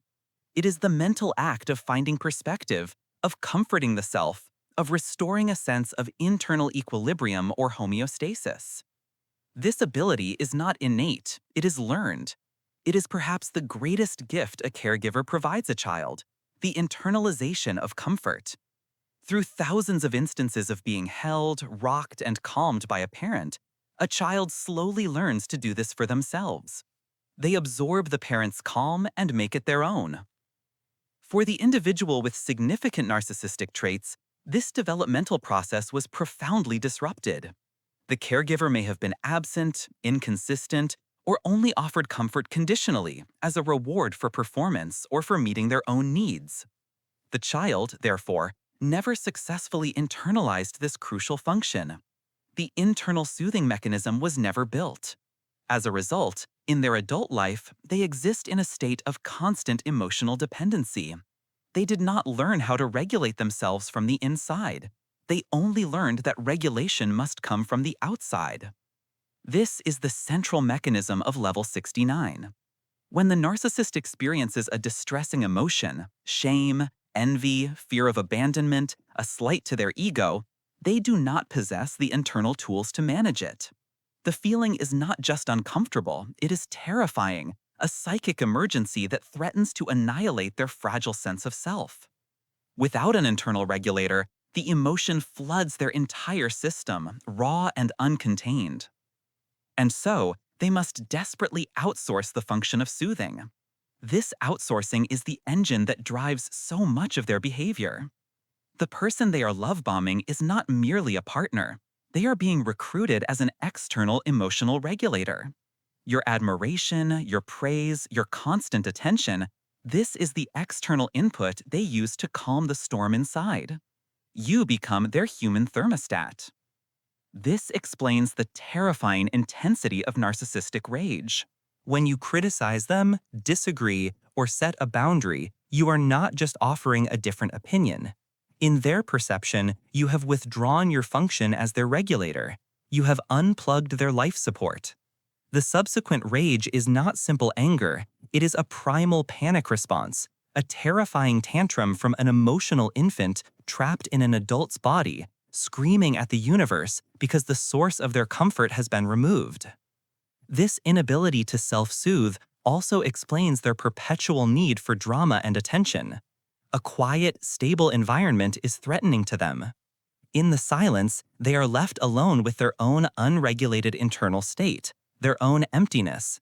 And so, they must generate noise. They create chaos, provoke arguments, or engage in grand attention-seeking displays. This external stimulation serves as a distraction, a way to focus outward so they do not have to feel the void within. It is a frantic, lifelong search for something or someone to fill the space where a capacity for self-comfort should be.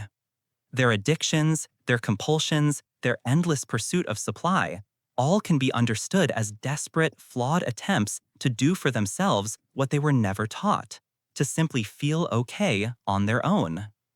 And so, as we leave this profound emptiness behind, drifting even deeper, allow this understanding to settle.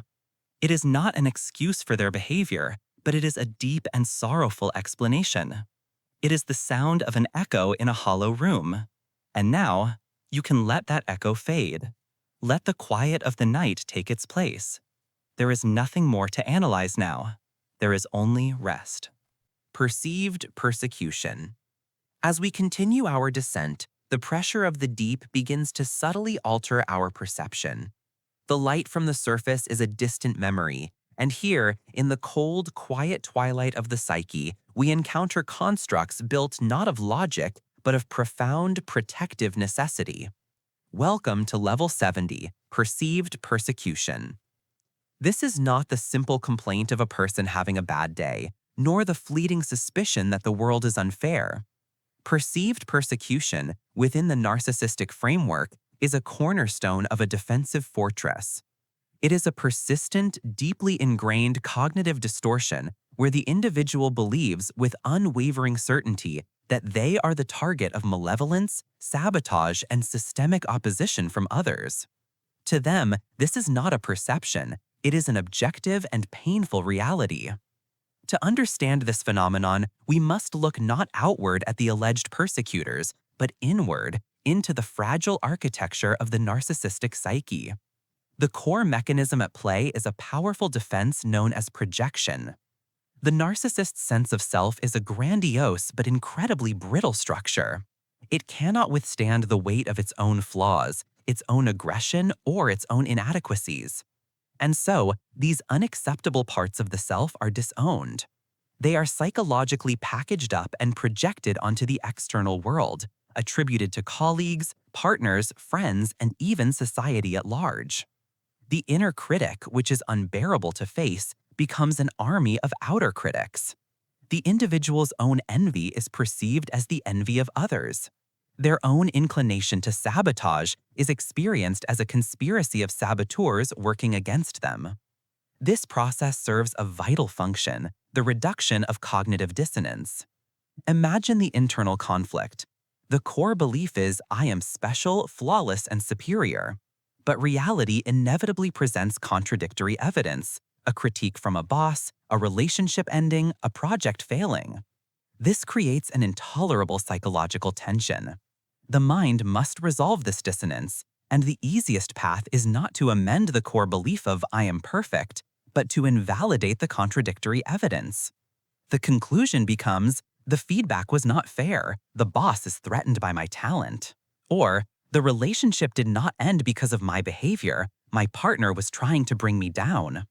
The world is rearranged to fit the narrative, And in this new arrangement, the individual is a noble victim, a misunderstood martyr struggling against a sea of mediocrity and malice. In application, this manifests in countless ways.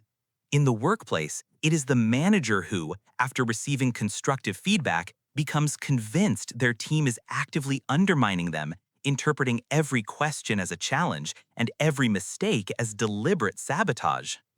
In personal relationships, it is the partner who views a request for shared responsibility as a personal attack, a calculated effort to control and diminish them. They may meticulously collect evidence, a misspoken word, a forgotten anniversary, a differing opinion, and weave it into a grand tapestry of betrayal. They are not lying in the conventional sense. They are interpreting reality through a powerful self-protective filter. This state of perceived persecution is, paradoxically, a source of narcissistic supply. By casting themselves as the victim of a great injustice, they can elicit sympathy, concern, and attention from others. The narrative of the noble sufferer is a powerful one, positioning them as the central, tragic hero of their own story. Furthermore, it preemptively excuses any future failures and justifies any lashing out they may do in self-defense. If the world is out to get you, then any and all countermeasures, no matter how cruel, are justified. It creates a self-fulfilling prophecy. By treating everyone with suspicion and hostility, they eventually provoke the very rejection they feared, which they then hold up as definitive proof of the persecution they perceived from the very beginning. And so, with this understanding, we let the concept settle. We observe this fortress of the mind, built to shield a fragile core from a world it cannot trust, and we drift even deeper. Lack of whole object relations. As we gently descend to level 71 of the narcissistic iceberg, we encounter a foundational concept from psychoanalytic theory, a structural deficit that explains so much of the instability we observe on the surface. Here, in the cold, quiet depths, we find the lack of whole object relations. To understand this, we must first define what a whole object is in psychological terms. For a neurotypical individual, the capacity for whole object relations is a developmental milestone, usually achieved in early childhood. It is the ability to see another person and oneself as a complex, integrated whole, a being who possesses both good and bad qualities, strengths and weaknesses, virtues and flaws, and to hold all of these truths in the mind simultaneously without conflict. You can be angry at a loved one for a mistake they made, while still loving them and recognizing their inherent goodness. The anger does not obliterate the love. The flaw does not shatter the entire image of the person. You are relating to a whole object. The individual with a narcissistic personality structure, however, did not successfully complete this developmental stage. Their internal world is not populated by whole objects, but by part objects. This leads to an archaic and powerful defense mechanism known as splitting. Because they cannot synthesize positive and negative attributes into a cohesive whole, they must split them apart. A person is either all good or they are all bad. There is no in-between, there is no gray area. This concept was pioneered by psychoanalysts like Melanie Klein and later expanded upon by Otto Kernberg. They theorized that this splitting originates in infancy. An infant cannot comprehend that the same mother who provides warmth and nourishment, the good breast, is also the mother who is sometimes absent or frustrating, the bad breast. To manage this overwhelming anxiety, the infant's mind splits the mother into two separate entities. In healthy development, as the child's ego matures, they begin to integrate these two images, realizing they belong to one whole person. For the narcissist, this integration never fully occurs. So, how does this manifest? It is the engine behind the notorious idealization and devaluation cycle. When the narcissist first meets you, they may see you as a perfect, flawless source of admiration, validation, and status, what is known as narcissistic supply. In this phase, you are the all-good object. They are not seeing the real complex you. They are seeing a fantasy, a part object that perfectly fulfills their needs. They idealize this sliver of you and project it onto your entire being. But this state is impossibly fragile. The moment you display a human flaw, disagree with them, set a boundary, or fail to perfectly mirror their grandiose self-image, you trigger an immense internal crisis. Your imperfection reminds them of their own deeply buried feelings of worthlessness. Their defense mechanism of splitting kicks in with incredible force. To protect their fragile ego from this perceived threat, they cannot simply be disappointed in you. Instead, you must be transformed from the all-good object into the all-bad object. You become the villain, the traitor, the source of all problems. This is devaluation. The love and admiration they felt wasn't for a whole person, so it can be extinguished in an instant, because the part object you represented has vanished. This lack of whole object relations is why their relationships are so volatile and lack genuine depth. They are not relating to you, the person, they are relating to a fragmented internal representation of you, which they can swap out at a moment's notice to manage their own internal state. It is why they can profess undying love one day and treat you with utter contempt the next.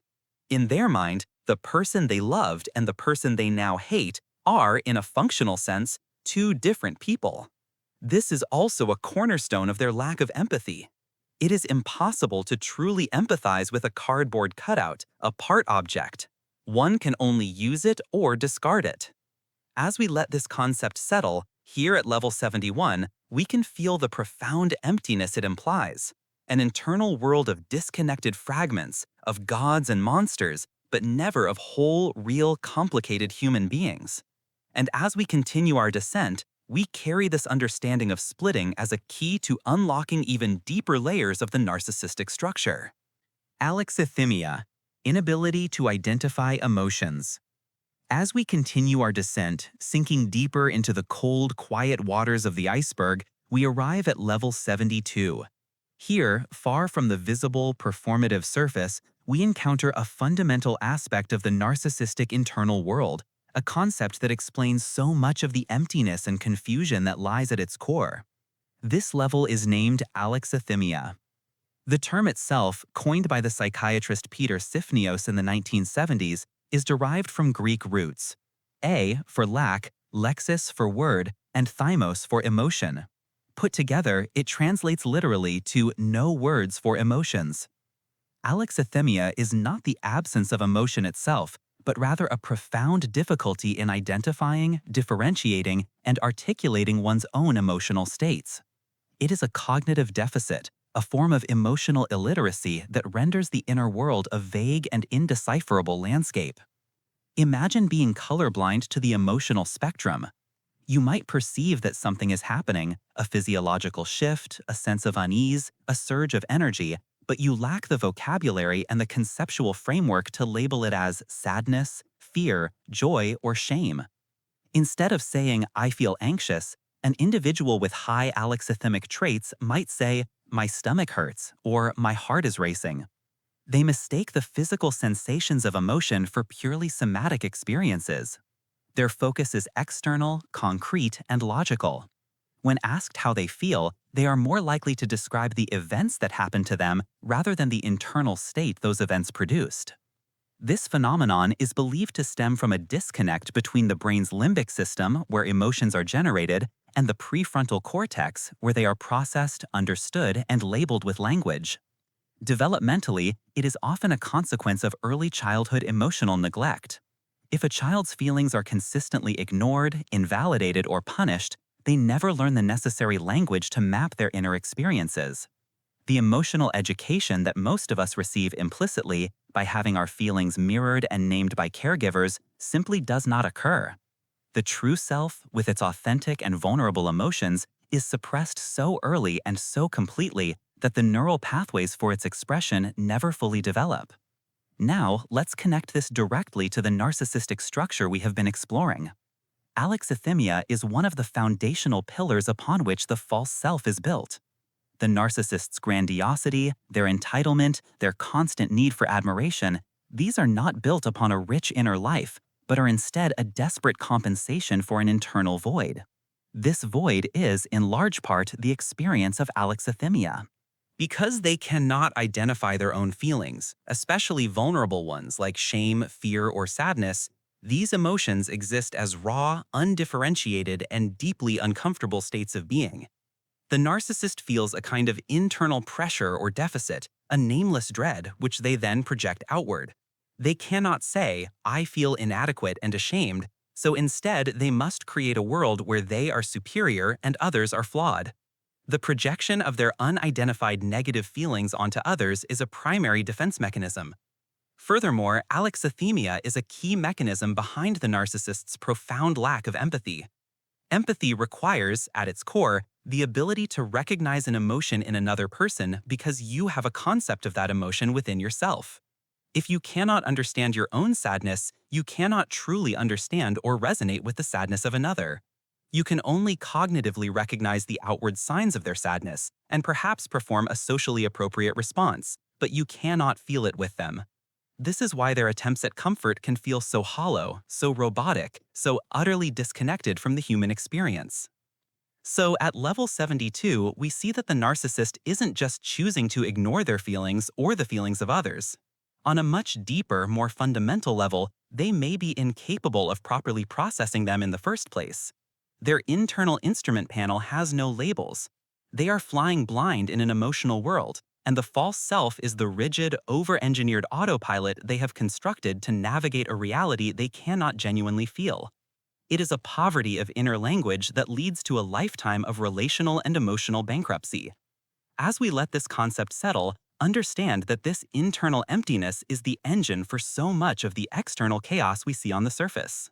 Somatic narcissism, body focus. Welcome back. As we continue our descent, leaving the more turbulent upper layers of the iceberg behind, we find ourselves in the deeper, quieter currents of human psychology. Here, at level 73, the pressure changes and the concepts become more specific, more concentrated. Allow your mind to relax as we gently illuminate this next chamber of understanding. We have arrived at the concept of somatic narcissism, a focus on the body as the ultimate source of self-worth. The word somatic derives from the Greek soma, meaning body, and it is here, in the flesh, the muscle, the skin, and the silhouette, that this particular expression of narcissism finds its home. While other narcissistic types may derive their sense of superiority from their intellect, their wealth, or their perceived moral purity, the somatic narcissist's identity is inextricably fused with their physical form. Their body is not just a part of who they are. In a very real sense, it is who they are. This is, in many ways, the most classical and archetypal form of narcissism, hearkening back to the original myth. Narcissus did not fall in love with his brilliant ideas or his virtuous deeds. He fell in love with his reflection, the sheer aesthetic perfection of his physical being as it was mirrored in the water. The somatic narcissist is a modern echo of this ancient tale. Their mirror is not just a pool of water, but the gym mirror, the camera lens of a smartphone, and most importantly, the admiring, envious eyes of others. The mechanism here is one of tangible validation. The internal world of a narcissist is often a chaotic and empty place, fraught with deep-seated insecurity and a fragile sense of self. The body, however, is concrete. It can be sculpted, toned, adorned, and displayed. It can be measured in pounds, in muscle mass, and the absence of wrinkles. This provides a comforting illusion of control in a world where emotions and relationships feel unmanageable. The compliments they receive for their appearance, their fitness, or their youthful vitality are not just pleasantries, they are narcissistic supply, the very fuel that sustains their inflated yet hollow ego. In practice, this manifests as an obsession with diet, exercise, grooming, and cosmetic procedures. Their conversations may circle endlessly back to their workout regimen, their new diet, or the subtle signs of aging they are battling. They do not engage in these activities primarily for health or well-being, but for the external validation they produce. The goal is not to feel good, but to be seen as good, to be desired, to be envied, to be held up as a physical ideal. In relationships, the somatic narcissist often treats their partner as an accessory, another testament to their own superior quality. They may demand that their partner also maintain a certain physical standard, as their appearance is seen as a direct reflection on them. As the somatic narcissist ages, an inevitable and terrifying prospect for them, their behaviors can become more frantic.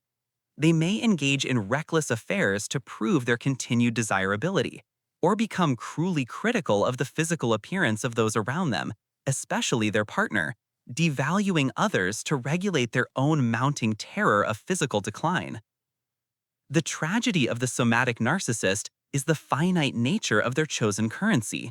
While intellect can grow and wisdom can deepen with age, the body's peak physical prowess is fleeting. They have built their entire psychological palace on a foundation of shifting sand. And as time erodes that foundation, the emptiness they have fought so desperately to avoid threatens to engulf them. So, as we let this understanding settle, picture the somatic narcissist not simply as vain, but as someone in a state of perpetual anxious performance. Their life is an endless audition for an audience whose applause is the only thing quieting the silence within. Allow this thought to drift as we prepare to descend even further into the even colder, darker waters that lie below. Cerebral narcissism, intellect focus. Welcome back. As we continue our descent, allowing the gentle pressure of these deeper waters to calm your mind, we arrive at level 74. Here, in the quiet, intellectual depths of the iceberg, we encounter a particularly subtle and often misunderstood manifestation of narcissism, cerebral narcissism. Unlike the somatic narcissist, who derives their narcissistic supply from their physical appearance, their charm, or their material possessions, the cerebral narcissist eschews these domains. For them, the body is merely a vessel, a temporary and often disappointing vehicle for their most prized asset, their intellect. Their entire sense of self, their grandiosity, and their mechanism for controlling others are all built upon the foundation of their perceived intellectual superiority. This subtype, largely popularized by the writer Sam Vaknin, describes an individual whose currency is not beauty or wealth, but knowledge, wit, and analytical prowess. They believe themselves to be geniuses, visionaries, or polymaths, often in fields where their expertise is self-proclaimed rather than earned. Their mind is their kingdom, and they are its absolute, infallible monarch. The mechanism of the cerebral narcissist is one of intellectual domination. In any conversation, their goal is not to connect, to share, or to learn, but to win. They engage in what can only be described as conversational ambushes, armed with a lexicon of obscure words, esoteric facts, and complex theories. They will often steer discussions towards their preferred topics where they can perform their intelligence for an audience. They are the perpetual armchair expert, holding court on subjects from quantum physics to postmodern philosophy, regardless of their actual educational pedigree. When you interact with a cerebral narcissist, you will notice a distinct pattern. They do not listen to understand. They listen for flaws in your logic, for an opportunity to correct your grammar, or to dismiss your entire point with a condescending phrase like, "Well, that's a rather simplistic way of looking at it," or, "Actually, if you had read the original text, you would know." Their aim is to devalue your intelligence, thereby elevating their own. This constant intellectual one-upmanship serves as their primary source of narcissistic supply.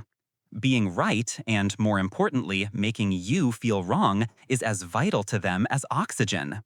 This form of narcissism is so deep on our iceberg because it is insidiously difficult to identify.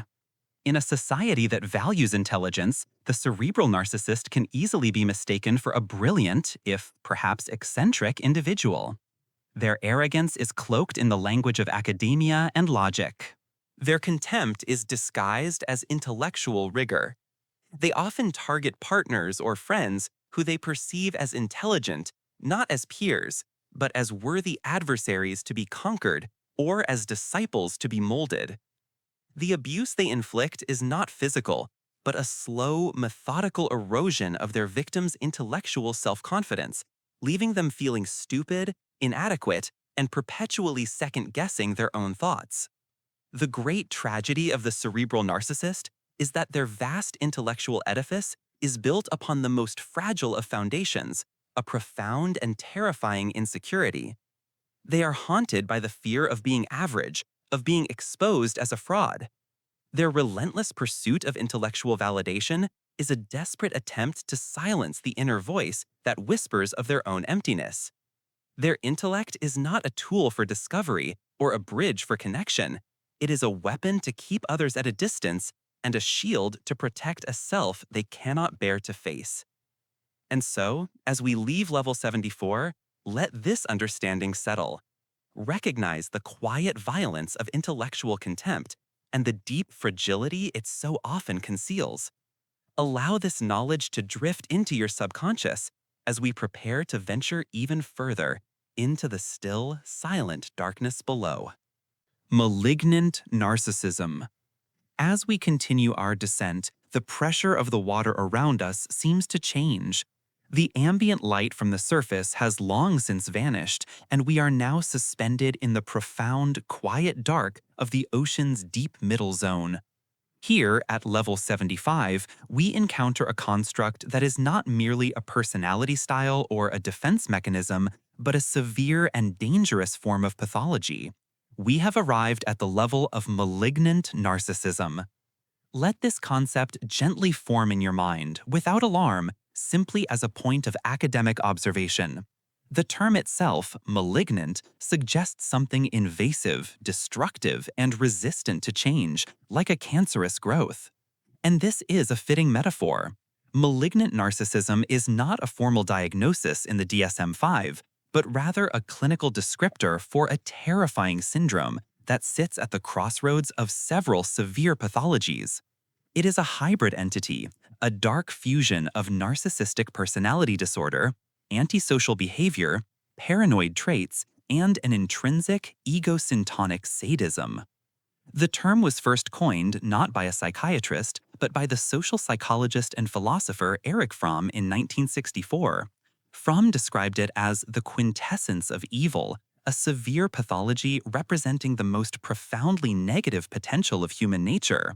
He saw it as the core of destructive historical figures, a condition that seeks to dehumanize and control, not for gain, but for the sake of destruction itself.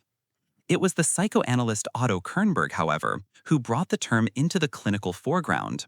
Kernberg defined it as a specific constellation of traits.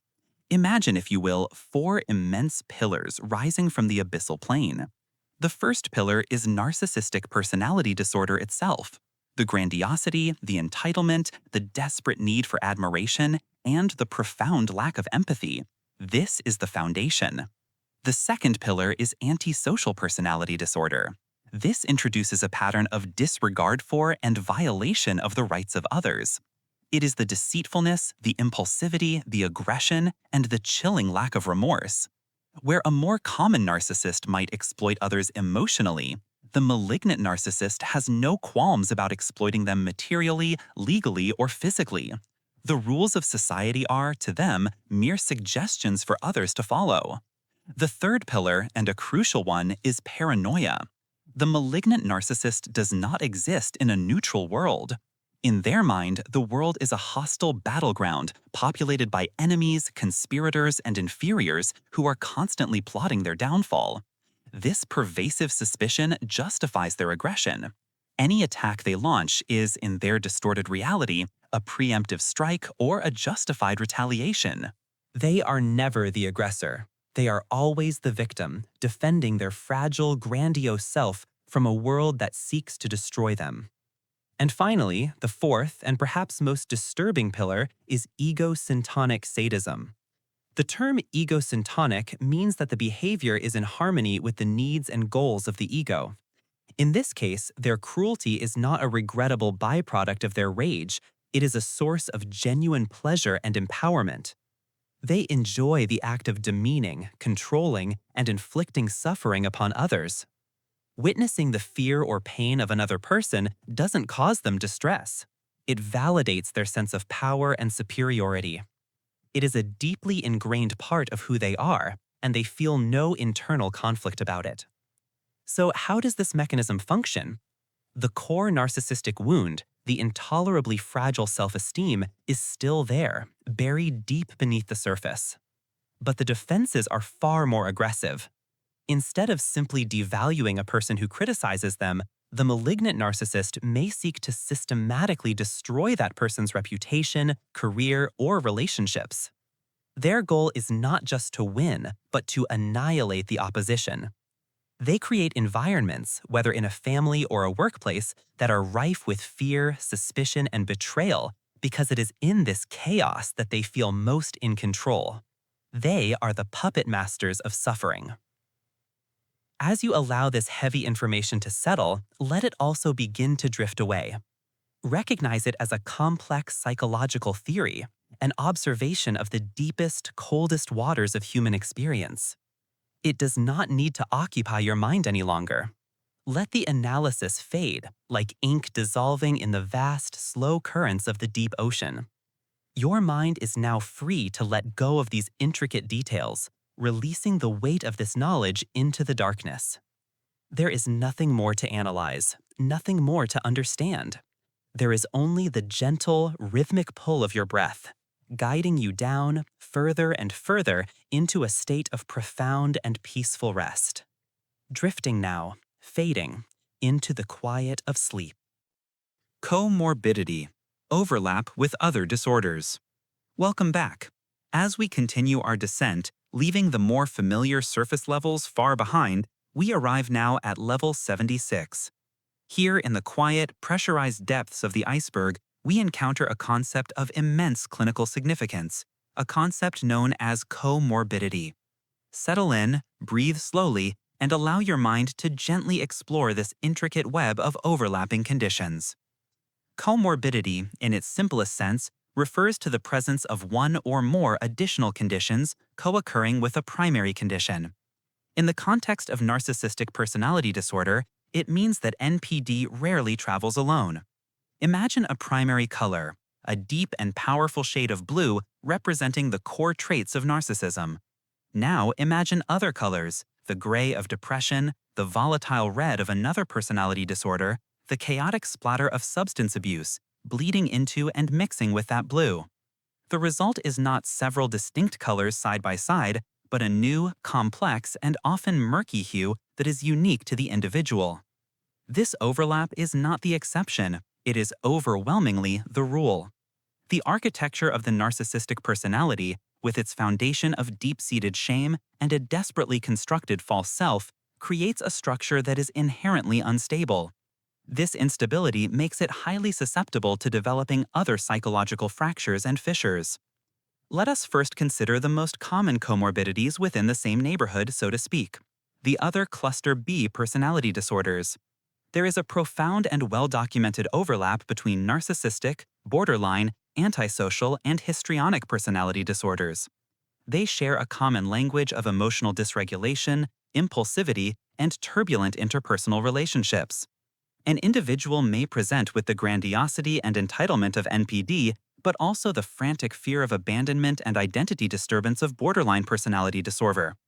Or they may exhibit the narcissistic need for admiration alongside the deceitfulness and disregard for others' rights characteristic of antisocial personality disorder. These are not separate illnesses happening at the same time. They are interwoven threads in a single, complex tapestry of personality. Beyond this, we find a powerful link to mood disorders. The very mechanism of narcissism creates the perfect conditions for depression. The narcissist's grandiosity is a defense, a fragile shield against an underlying sense of worthlessness. When this shield is inevitably pierced by life's realities, a job loss, a rejection, the simple process of aging, the crash can be catastrophic. This isn't just sadness. It can be a profound ego-dystonic depression, a state of collapse where the false self can no longer be maintained. The comorbidity with bipolar disorder is also significant, as the euphoric, expansive, and grandiose states of a manic or hypomanic episode can appear almost indistinguishable from narcissistic inflation, making diagnosis a delicate and nuanced process. Anxiety disorders are also frequent companions on this journey. The narcissist lives in a state of perpetual low-grade terror, the terror of being exposed as a fraud. This can manifest as social anxiety, a fear of situations where they might be judged and found wanting, or as generalized anxiety, a constant, humming dread that their carefully constructed world will come crashing down. Finally, we must acknowledge the profound comorbidity with substance use disorders. The internal emptiness, the chronic boredom, and the inability to self-soothe often lead individuals with NPD to seek external regulation. Substances can be used to numb the pain of a narcissistic injury, to artificially inflate their sense of grandiosity, or simply to fill the void. This creates a vicious cycle where the substance use further destabilizes their life, leading to more narcissistic injuries, which in turn leads to more substance use. Understanding comorbidity is crucial because it explains why treatment is so complex. A clinician is never just treating narcissism. They are treating the intricate, tangled knot of narcissism and depression, or narcissism and addiction. To pull on one thread is to affect all the others. It requires a holistic, patient, and deeply insightful approach, recognizing that the person before them is not a single diagnosis, but a confluence of psychological currents, each one shaping the others. As you let this concept settle, this idea of a tangled, interwoven self, allow it to be a gentle reminder of the immense complexity of the human mind, a complexity that we can observe with compassion from a safe distance, as you drift deeper now into rest. Self-objectification. As we drift deeper now, past the more turbulent upper layers of the iceberg, we arrive at a place of profound and quiet paradox. Welcome to Level 77, Self-Objectification. Here, in the cold, still waters of the narcissistic psyche, we uncover a mechanism that seems, at first, to contradict the very nature of narcissism. The narcissist, so seemingly full of self-love and grandiosity, is engaged in a perpetual act of reducing their very self to a mere object. Let us gently unpack this concept. The term self-objectification originates from psychological theory, describing the process by which an individual comes to view themselves from a third-person perspective. They internalize the gaze of an outside observer and begin to see their own body, their own achievements, and their own life not as things to be lived and experienced, but as objects to be evaluated, appraised, and admired. The self is not a subject, but a project. It is not a being, but a thing. For the narcissist, this is not a side effect of their condition. It is a core operating principle. Their entire sense of self-worth is externally derived. It is a fragile construct, built not on internal validation or authentic self-esteem, but on the constant acquisition of external approval, what we call narcissistic supply. To secure this supply, the narcissist must become an irresistible object of desire, envy, or admiration. And so, they begin the work of curating themselves. Consider the internal mechanism. The narcissist learns to split their consciousness. One part is the self that lives, but it is a diminished, hollowed-out self. The other, more dominant part is the ever-present internal observer, the critic, the director. This internal director constantly monitors the self as object. Is the body perfect enough? Is the career impressive enough? Are the children, the spouse, the home all functioning as the correct accessories to enhance the object's value? Every thought, every action is filtered through the lens of one critical question. How will this look to others? This is why the narcissist can seem so hollow, so lacking in genuine emotion or empathy. They are not truly experiencing their life from the inside out. They are observing it from the outside in, perpetually adjusting the lighting, the angles, and the script to ensure the performance is flawless. Their obsession with physical appearance, with status symbols, with the meticulous curation of their social media presence, these are not simple acts of vanity. They are the desperate, constant labors of a person who has turned their own being into a commodity, a product to be marketed to the world in exchange for validation. The tragedy of Level 77 is the profound alienation it creates. By treating the self as an object, the narcissist severs the connection to their own authentic feelings, their own intrinsic worth. The grand, confident persona they present to the world is a beautiful, polished mannequin. It can be adorned with success, draped in luxury, and placed in the most flattering of lights.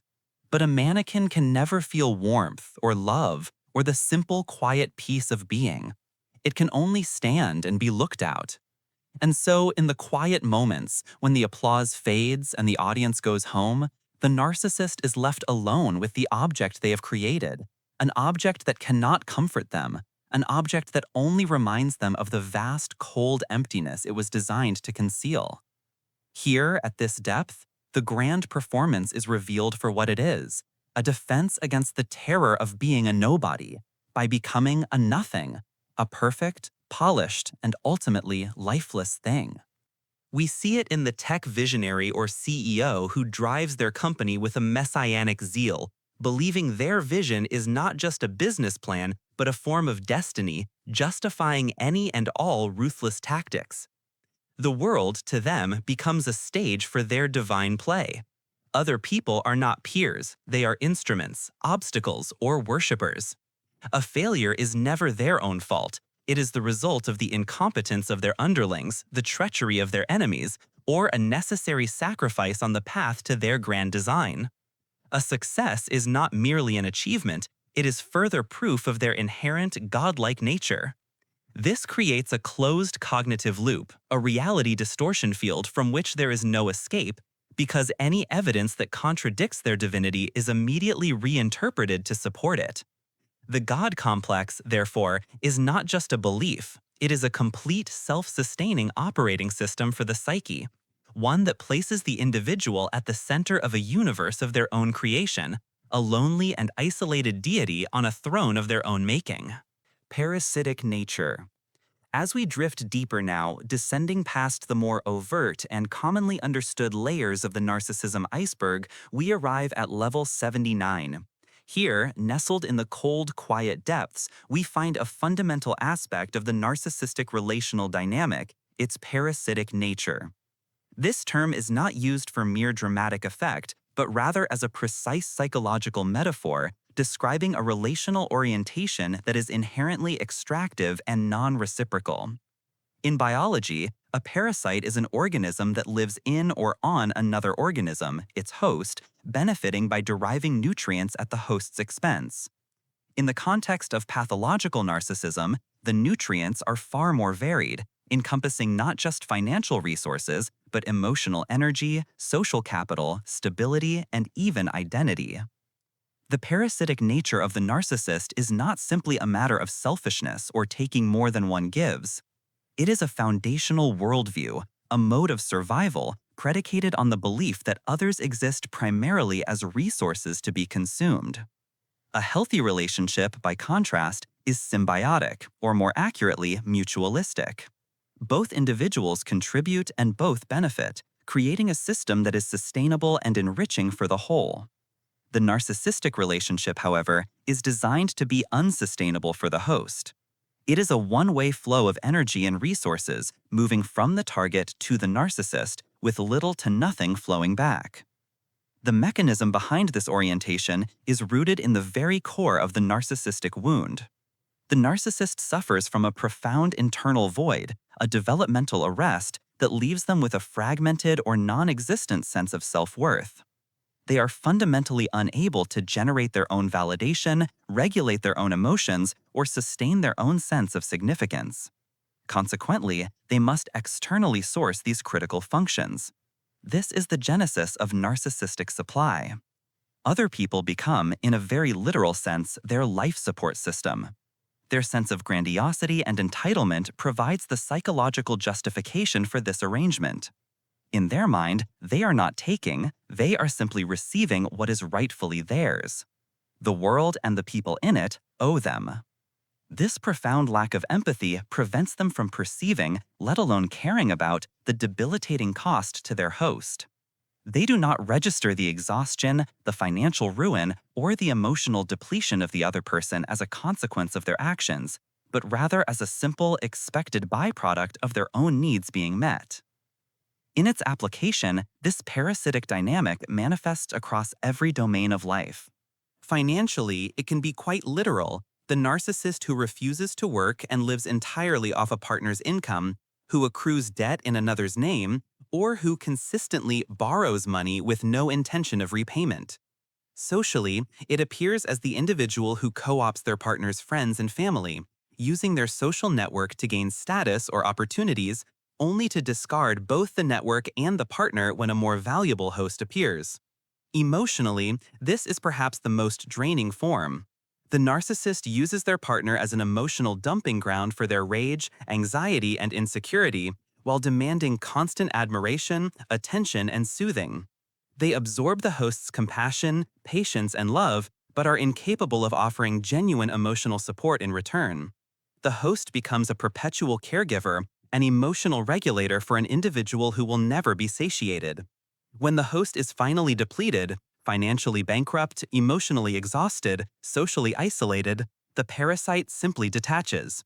The relationship ends not with closure, but with abandonment, as the narcissist, ever the survivalist, moves on to find a new, resource-rich host, leaving the former to slowly recover from the profound and multifaceted exhaustion of having been consumed. Sadistic gratification. Welcome back. We continue our descent, leaving the murky mid-layers of the iceberg far above us now. The pressure here at level 80 is immense. The light of the surface is a distant memory, and the concepts we encounter are colder, sharper, and more profound. Here, in the crushing dark, we find the chilling phenomenon of sadistic gratification. Let us begin by defining our terms with academic precision. Sadism, in its psychological context, is the derivation of pleasure or gratification from inflicting pain, suffering, or humiliation on others. When we append the term gratification, we emphasize the endpoint, the feeling of satisfaction, of a need being met. For the narcissist, this is not a perfunctory act of cruelty, but a vital, albeit pathological, form of emotional regulation.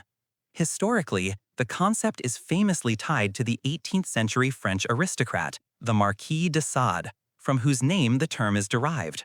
His literary works explored the philosophical link between cruelty and pleasure, suggesting that the ultimate expression of individual freedom and power was the ability to exert absolute control over another being, even to the point of their suffering. While de Sade's work was literary and philosophical, psychology later dissected the underlying mechanism. Psychoanalytic theory, for instance, might connect it to a distorted expression of the life and death instincts, a way to affirm one's own vitality and power by witnessing its absence or diminishment in another. But how does this mechanism operate within the narcissistic psyche? It is a deeply intertwined process. First, the narcissist must engage in profound dehumanization.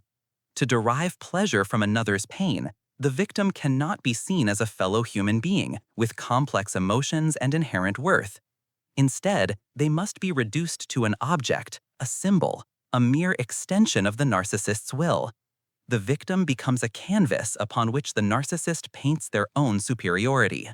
The gratification itself is a potent neurochemical cocktail. When the narcissist successfully belittles, humiliates, or causes distress, they experience a surge of power. This feeling of omnipotence is the antidote to their deepest, most terrifying secret, a profound sense of worthlessness and inner emptiness. The suffering of their target serves as incontrovertible proof of their own strength and importance. For a moment, the gnawing void inside them is filled. Their grandiosity is validated not by their own achievements, but by the tangible destruction of another's well-being. It is a chilling symbiosis where the narcissist's sense of self-worth is directly and parasitically nourished by the diminishment of another. In its application, sadistic gratification can be both overt and covert. Overtly, it is the corporate tyrant who delights in publicly dressing down an employee, savoring their visible fear and shame. It is the partner who methodically dismantles their significant other's self-esteem, feeling a thrill with each successful emotional blow. More insidiously, however, it manifests in covert ways. It is the carefully crafted joke that strikes at a known insecurity, followed by the narcissist watching intently for the flicker of pain in the target's eyes. It is the spreading of a subtle rumor and then observing the social fallout from a safe distance, feeling a godlike sense of control over the social dynamics. It is the backhanded compliment designed to simultaneously praise and wound. In these moments, the narcissist is a spectator in a theater of their own making, and the emotional pain of the actor on stage is their applause. This is not the hot, reactive anger of a momentary rage. Sadistic gratification is often cold, calculated, and patient. It is the quiet satisfaction of a plan coming together, a trap being sprung. The true reward is not the outburst, but the quiet confirmation of their own power to affect, to control, and to harm. It is a desperate, dark solution to an internal problem, a way of feeling alive by making another feel small. As we rest here at level 80, let this understanding settle. This is not about simple cruelty. It is a complex, pathological strategy for psychic survival, rooted in the deepest fractures of the self. Let the weight of this knowledge anchor you, not in fear, but in profound comprehension, as we prepare to drift even further down into the final, frozen depths. The existential void. Welcome back. As we continue our descent, leaving the more observable behaviors far above us in the sunlit waters, we now arrive at a place of profound darkness and fundamental structure. We are at level 81, the existential void. This is not a strategy, a defense mechanism, or a transient emotional state. The existential void is the very foundation upon which the entire narcissistic personality structure is built. It is the collapsed star at the center of their internal galaxy, a point of infinite density and utter emptiness, around which everything else frantically orbits. To understand this void, we must first distinguish it from the existential angst that philosophers have explored for centuries.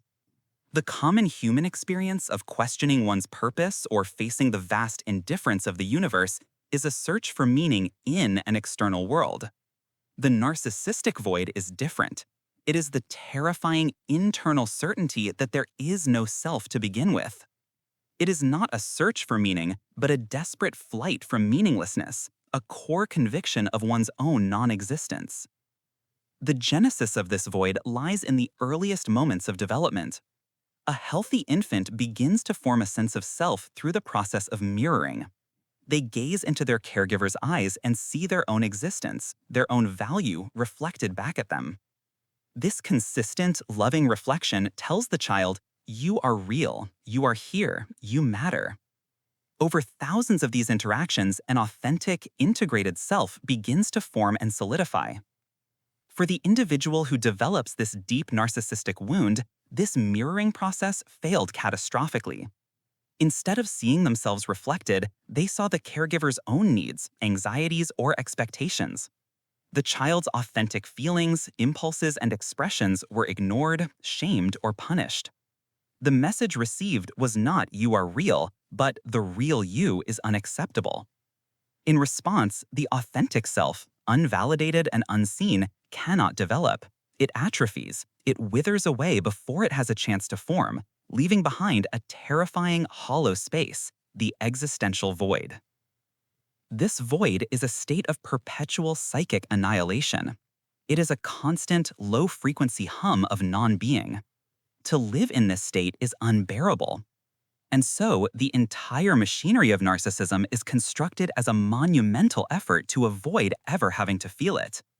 The grandiosity, the false self, is a magnificent, hollow fortress built around this emptiness.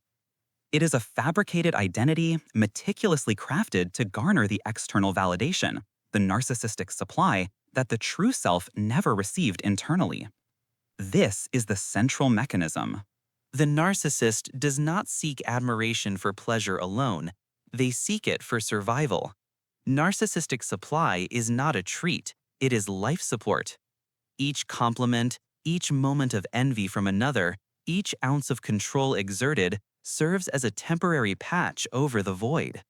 It is a fleeting proof of existence. For a moment, the reflection in another person's adoring eyes creates the illusion that there is someone there to be seen. But the patch never holds because there is no integrated self underneath to adhere to. The emptiness always seeps back in. This is why the narcissist cannot tolerate being alone. In solitude, with no external mirrors, they are forced to confront the void directly. There is no one to perform for, no one to extract supply from, and the silence is filled with the deafening sound of their own nothingness. This triggers a profound terror, a state of psychological disintegration that they will do anything to avoid. Hence the frantic search for new company, the constant need for stimulation, the endless drama. When you interact with an individual operating from this level, you may sense this hollowness. Even amidst their charisma and grand pronouncements, there can be a strange lack of substance, a feeling that you are not connecting with a person, but with a complex and well-rehearsed performance. You are speaking to the fortress, not the person who was supposed to be inside. The existential void is the ghost in their machine, the central tragedy of their condition. A lifetime spent constructing a beautiful, elaborate mask to conceal the fact that, as they fear most, there is no one underneath. Chronic boredom/emptiness. As we descend further into the quiet, cold depths of the iceberg, we arrive at level 82. Here, we encounter a state that is not merely an emotion, but a fundamental condition of being for the narcissist: chronic boredom and emptiness. To the outside observer, this may seem like a simple character flaw, a restlessness, or an inability to be content. But to understand it in the context of narcissism is to understand the hollow core around which the entire personality structure is built. This is not the fleeting boredom of a quiet afternoon, the kind that might inspire a new hobby or a phone call to a friend. This is an existential hollowness, a pervasive and gnawing void at the very center of their being. It is the deep, unsettling silence that rushes in the moment external stimulation ceases. Where a healthy individual possesses a rich inner world, a landscape of stable values, genuine interests, and a consistent sense of self, the narcissist finds a barren, empty chamber. This emptiness is a direct consequence of the developmental schism that created the narcissistic personality. In early life, the authentic self, the true self, was deemed inadequate or unacceptable. In its place, a construct was erected, the false self. This false self is a magnificent yet fragile facade. It is designed for performance, for eliciting admiration, for manipulating the external world to receive what we call narcissistic supply. However, this facade has no internal substance. It has no roots, no intrinsic worth, and no capacity for generating its own sense of meaning or contentment. It is, in essence, a ghost animating a machine. Therefore, the chronic boredom is the subjective experience of this inner void. It is the feeling of being an empty vessel that must constantly be filled from the outside. This is the primary mechanism that drives the insatiable hunger for supply. The admiration, the drama, the conflict, the attention, all of it serves as a desperate, temporary distraction from the terrifying abyss within. It is a constant flight from the self. This is why the narcissist cannot tolerate solitude or quiet introspection. To be alone is to be face to face with their own nothingness. The silence is deafening because it is the sound of their own emptiness. This creates a state of agitated, anxious boredom, a profound internal restlessness that demands immediate action. They must find a new source of stimulation, a new mirror to reflect their grandiose image back at them, a new drama to orchestrate that makes them feel alive and significant. In application, this manifests as a relentless pursuit of novelty. They may cycle through partners, jobs, hobbies, and even locations at an astonishing rate. At first, the new person or situation provides a potent hit of stimulation, temporarily filling the void. But as the novelty wears off and the reality of the person or situation sets in, the underlying emptiness begins to resurface. The narcissist does not recognize this as an internal state. Instead, they project the cause outward. The new partner is now boring. The new job is unfulfilling. The hobby is pointless. They devalue and discard the source of their previous excitement, not because the source has changed, but because it has lost its power to distract them from themselves. This chronic boredom is the engine of the narcissistic cycle of idealization and devaluation. It is a profound ache, a spiritual hunger that can never be sated because what they are truly missing is a self. And so they drift through life, perpetually seeking the next bright, shiny object to stave off the encroaching emptiness, never realizing that the void they are fleeing from is the one they carry inside. Depersonalization/derealization. As we descend now, far below the turbulent surface waters of the iceberg, we arrive at level 83. Here, we encounter a psychological state that is not a trait of the narcissist, but rather a profound and often terrifying consequence for those caught in their orbit. We are speaking of depersonalization and derealization. These are not mere feelings of detachment or alienation. They are complex dissociative experiences, the mind's ultimate defense mechanism against overwhelming, inescapable psychological pain. Let us first define our terms. Depersonalization is an experience of unreality or detachment from oneself. An individual might feel as though they are an outside observer of their own thoughts, feelings, and actions. They may describe it as watching a movie of their life rather than living it. Their own body can feel foreign, automated, or not belonging to them. Derealization, its close counterpart, is a sense of unreality or detachment from one's surroundings. The external world appears strange, dreamlike, foggy, or visually distorted. Familiar places can suddenly seem alien and unfamiliar. It is as if a pane of glass or a subtle veil has been placed between the individual and the world they inhabit. From a historical perspective, these phenomena has long puzzled clinicians, once being viewed as precursors to more severe psychotic disorders. However, contemporary understanding, grounded in trauma research, positions them firmly within the spectrum of dissociation. They are now understood as the brain's emergency shutdown protocol. When faced with chronic emotional threat, particularly the kind of psychological warfare inherent in narcissistic abuse, the brain's threat detection center, the amygdala, is in a state of constant high alert.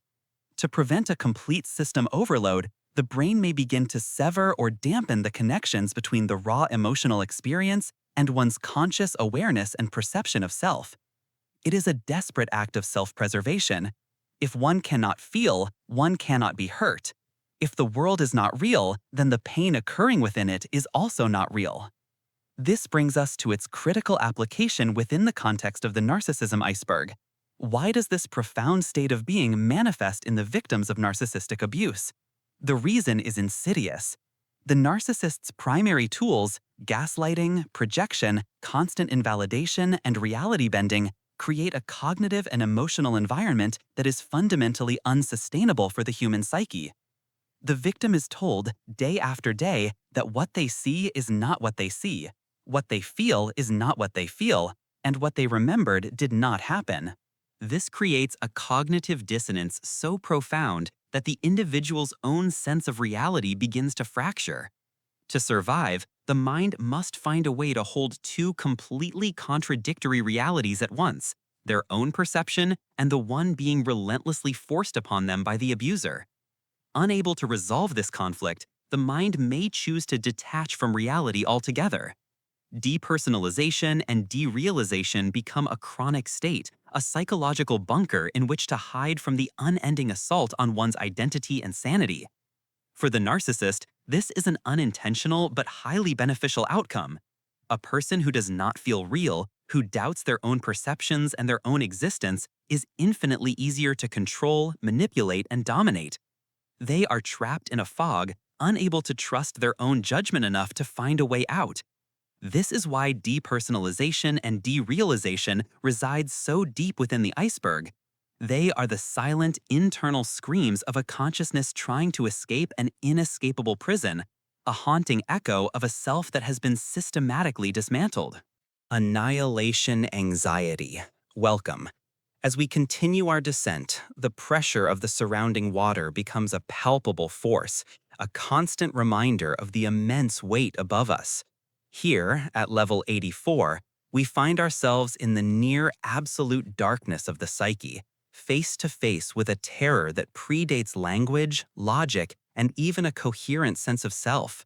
We have arrived at the concept of annihilation anxiety. This is not the familiar fear of physical death, nor is it the social anxiety of embarrassment or rejection. Annihilation anxiety is something far more primal, a profound and terrifying dread of psychic non-existence.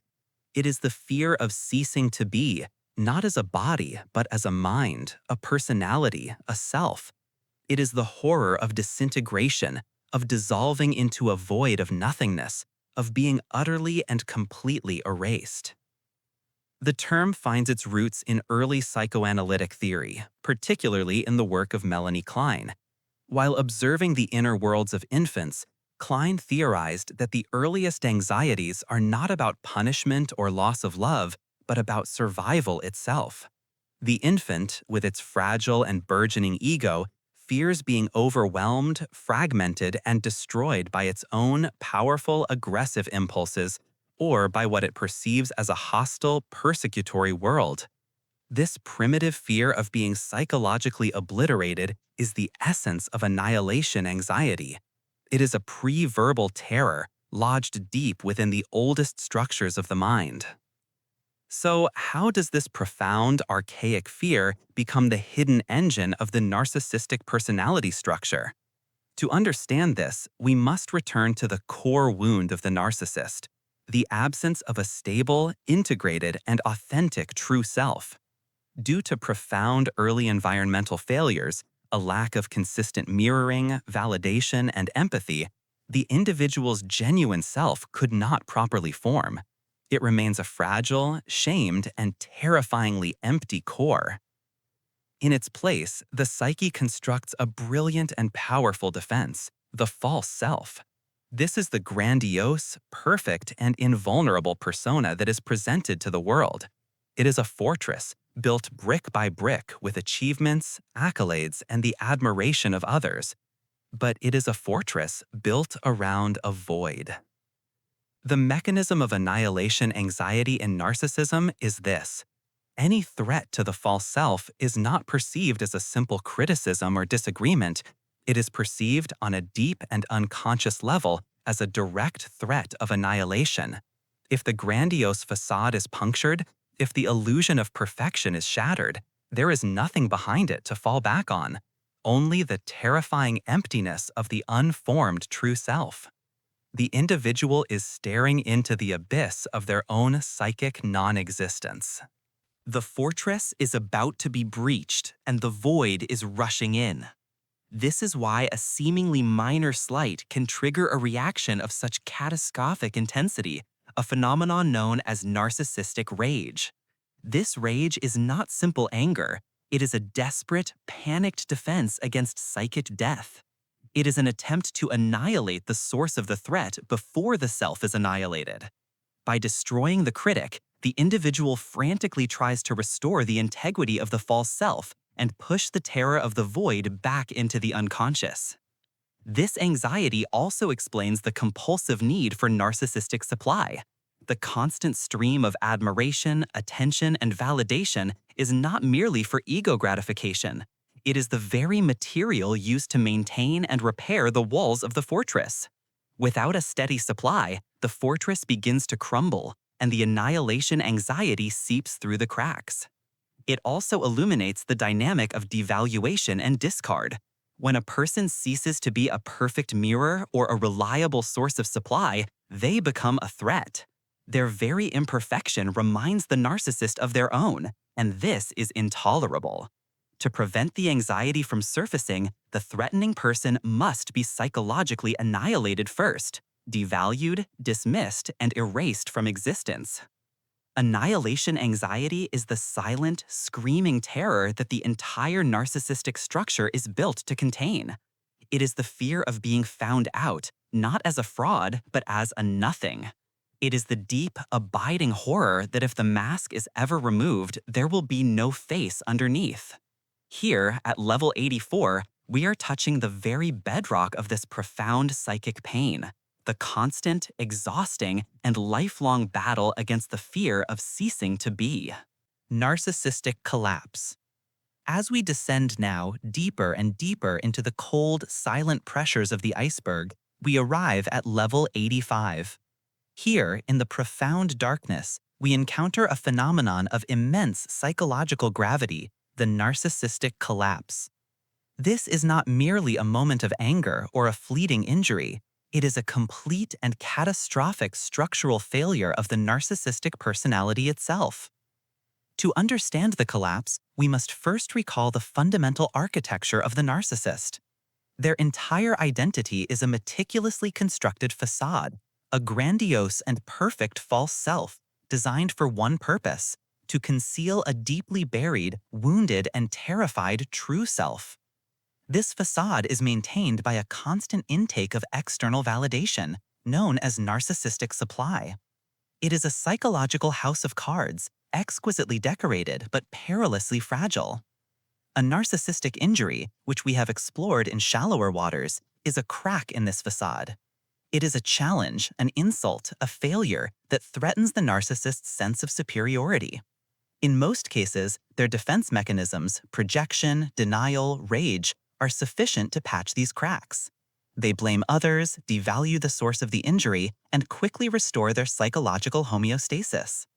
A narcissistic collapse, however, occurs when an injury is so profound, so undeniable, and so public that these defenses are utterly overwhelmed. The house of cards does not just wobble, it disintegrates. This can be triggered by a major life event, a humiliating job loss, a public expose, abandonment by a primary source of supply, or irrefutable evidence of their own mediocrity. The psychological dam that holds back the terrifying ocean of their inner shame and worthlessness finally breaks. The mechanism of the collapse is a process known as decompensation. The narcissist's regulatory functions fail. They are no longer able to manage their emotions or their perception of reality. What follows is not a quiet sadness, but a terrifying and chaotic implosion. The individual is plunged into an abyss of the very feelings their entire life has been structured to avoid: profound emptiness, worthlessness, and paralyzing shame. The external manifestation of a collapse can be dramatic and varied. It often presents as a severe, agitated depression, but one laced with paranoia and intense rage. They may experience a complete withdrawal from social life, unable to bear the gaze of others, which they now perceive as universally judgmental. There may be somatic symptoms, unexplained physical ailments, and chronic pain, as the psychological agony manifests in the body. In this state, the narcissist becomes a ghost haunting the ruins of their own shattered self-concept. Their grandiosity evaporates, replaced by a raw, desperate victimhood. They may lash out in unpredictable ways, driven by a primal terror and a need to find someone, anyone, to blame for their unbearable state. It is crucial to understand that a narcissistic collapse is almost never a moment of breakthrough or healing. It is not an epiphany where they finally see themselves for who they are. The experience is so ego-dystonic, so fundamentally terrifying, that their entire psychic energy becomes focused on one goal: escape. They must rebuild the facade at any cost. This often leads to a frantic search for a new source of supply, a desperate latching on to anyone who can reflect a positive image back at them. Or they may retreat into a paranoid, schizoid state, constructing a new reality in which they are the ultimate victim of a vast conspiracy. The collapse reveals the terrible truth at the core of the disorder, that beneath the veneer of superiority lies a void. It is the failure of the defense and the brief, horrifying glimpse of the nothingness it was built to conceal. And so, here at level 85, we bear witness not to a person changing, but to a psychological construct shattering under a pressure it can no longer withstand, leaving only chaos and terror in its wake. Level 86. As we descend now deeper into the architecture of the narcissistic mind, we arrive at level 86. Here, in the foundational layers of the psyche, we find the load-bearing structures that support the entire edifice, the primitive defense mechanisms. To understand what makes a defense primitive, we must first understand what a defense mechanism is. Coined by Sigmund Freud and later elaborated upon by his daughter, Anna Freud, these are the unconscious psychological strategies the ego employs to protect itself from anxiety arising from unacceptable thoughts or feelings. They are the mind's immune system. We all use them. A mature defense, for instance, might be humor, finding a comic element in a difficult situation to diffuse its power. Or sublimation, channeling a destructive impulse into a socially acceptable, even productive activity. Primitive defenses, however, are of a different order. They are the earliest to develop, emerging in infancy and early childhood before the psyche has learned to navigate the complex nuances of reality. They are characterized by a significant distortion of, or a complete break with reality.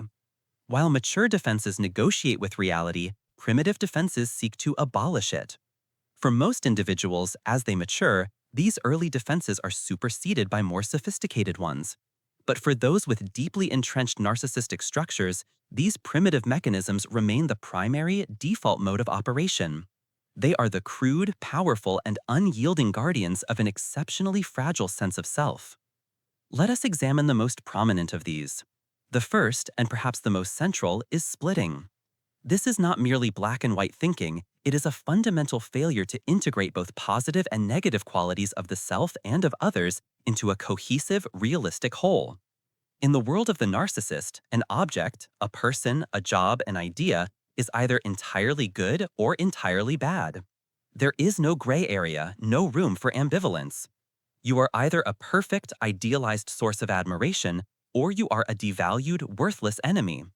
This is why the narcissistic cycle can shift so abruptly. One minor perceived slight, one failure to perfectly mirror their grandiosity, can cause the idealized image to shatter, and you are instantly relegated to the all-bad category, with no memory or acknowledgement of the all-good that came before. Splitting protects the narcissist from the anxiety of dealing with human imperfection, both in themselves and in others. Next, we encounter projection. This is the act of disavowing one's own unacceptable thoughts, feelings, or motives and attributing them to someone else. The narcissist, unable to tolerate the internal knowledge of their own envy, will accuse their partner of being jealous. Unable to face their own duplicity, they will insist that everyone around them is untrustworthy and manipulative. Projection acts as a psychic ejector seat. It launches the unbearable internal feeling outward, placing it onto another person, thereby cleansing the self and turning the other into the persecutor. The world becomes a mirror reflecting back not what is there, but what the narcissist cannot bear to see within. Finally, we observe the most blunt instrument of all, denial. This is the outright refusal to acknowledge a reality that is too painful to accept. When confronted with incontrovertible evidence of their wrongdoing, a lie, an infidelity, a moment of cruelty, the narcissist will simply deny it. They will insist that never happened, you're remembering it wrong, or you're making it up. This is not simply lying in the conventional sense. It is a profound, unconscious rewriting of history in real time. The reality that threatens their grandiose self-perception is not just ignored, it is psychologically annihilated. For those on the receiving end, this is profoundly disorienting, a form of psychological warfare known as gaslighting, which has its roots in this very defense. These mechanisms, splitting, projection, and denial, are not chosen. They are automatic, rigid, and reflexive. They form an invisible, electrified fence around the narcissist's fragile ego, vaporizing any threatening piece of reality that comes too close. They are the reason that genuine introspection is impossible, and why attempts at communication so often feel like entering a hall of distorted mirrors. Here at level 86, we are not looking at conscious strategy, but at the ancient, powerful, and desperate magic the mind uses to protect itself from a truth it feels it cannot survive. Self as an introject. Welcome back. As we continue our descent into the quiet, frozen depths of the narcissism iceberg, we arrive now at level 87. The pressure here is immense, the light of the surface world a distant memory.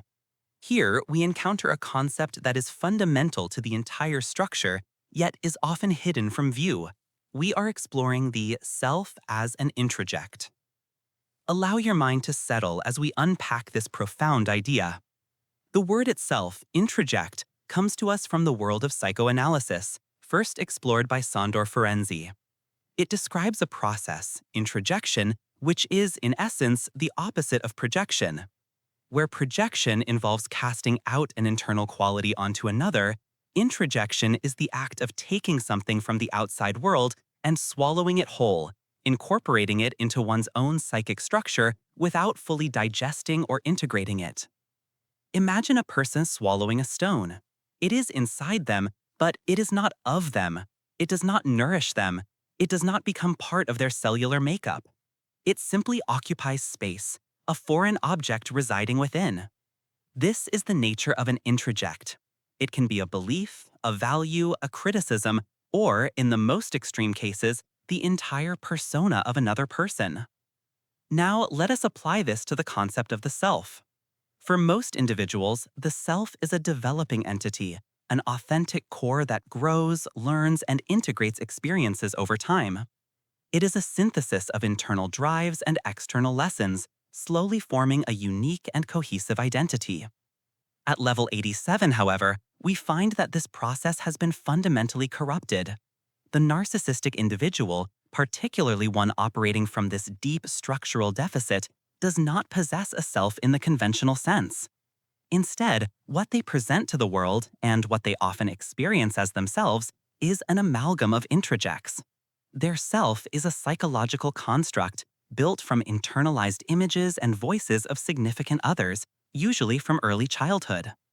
This happens as a primitive defense mechanism. A child, in order to survive an environment that is either neglectful, abusive, or conditionally loving, must find a way to secure attachment and worth. If their authentic, spontaneous self is met with disapproval, indifference, or punishment, they learn that this self is unacceptable.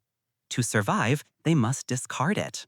In its place, they introject, or swallow whole, the version of themselves that is acceptable to the powerful other, the parent or primary caregiver. They internalize the parent's desires, the parent's ambitions, the parent's unspoken needs. They become the good child, the brilliant child, the special child that the parent needs them to be. This constructed self, this primary introject, becomes the foundation of the false self. It is not an organic identity. It is a performance piece. It is a ghost in the machine. The individual's personality, their opinions, their ambitions, and even their emotions are not generated from an internal, authentic core. Instead, they are borrowed, curated from the idealized expectations of others. They are running on someone else's software. This is why the narcissist's sense of self is so profoundly precarious. Because it is not real, it has no internal source of energy or validation. It must be constantly powered from the outside, through admiration, attention, and envy, what we call narcissistic supply. This supply doesn't just feed an ego, it animates the introject. It gives this borrowed self the illusion of life and substance. Without it, the entire structure begins to flicker and collapse, revealing the terrifying void, the emptiness where an authentic self was supposed to grow. The tragedy of the self as an introject is the profound, lifelong alienation from one's own being. The individual is a stranger to themselves because there is no true self to know. There is only the curated gallery of borrowed traits, the echo of a caregiver's voice, the reflection of a culture's ideal. It is a life spent performing a role they did not write, for an audience whose approval is the only thing keeping the lights on. As you rest here in the quiet dark, consider the solidity of your own being, the quiet, effortless existence of a self that simply is, and hold in your mind the immense, exhausting, and fragile labor of maintaining a self that is nothing more than a beautiful, hollow echo. Inability to grieve. As we descend now deeper into the quiet, frozen strata of the iceberg, we arrive at level 88. Here, in the profound and chilling depths, we encounter a fundamental void, a hollow chamber where a core human experience should reside. This is the level of the inability to grieve. To the outside observer, this may appear as a form of immense strength, a stoic resilience in the face of loss.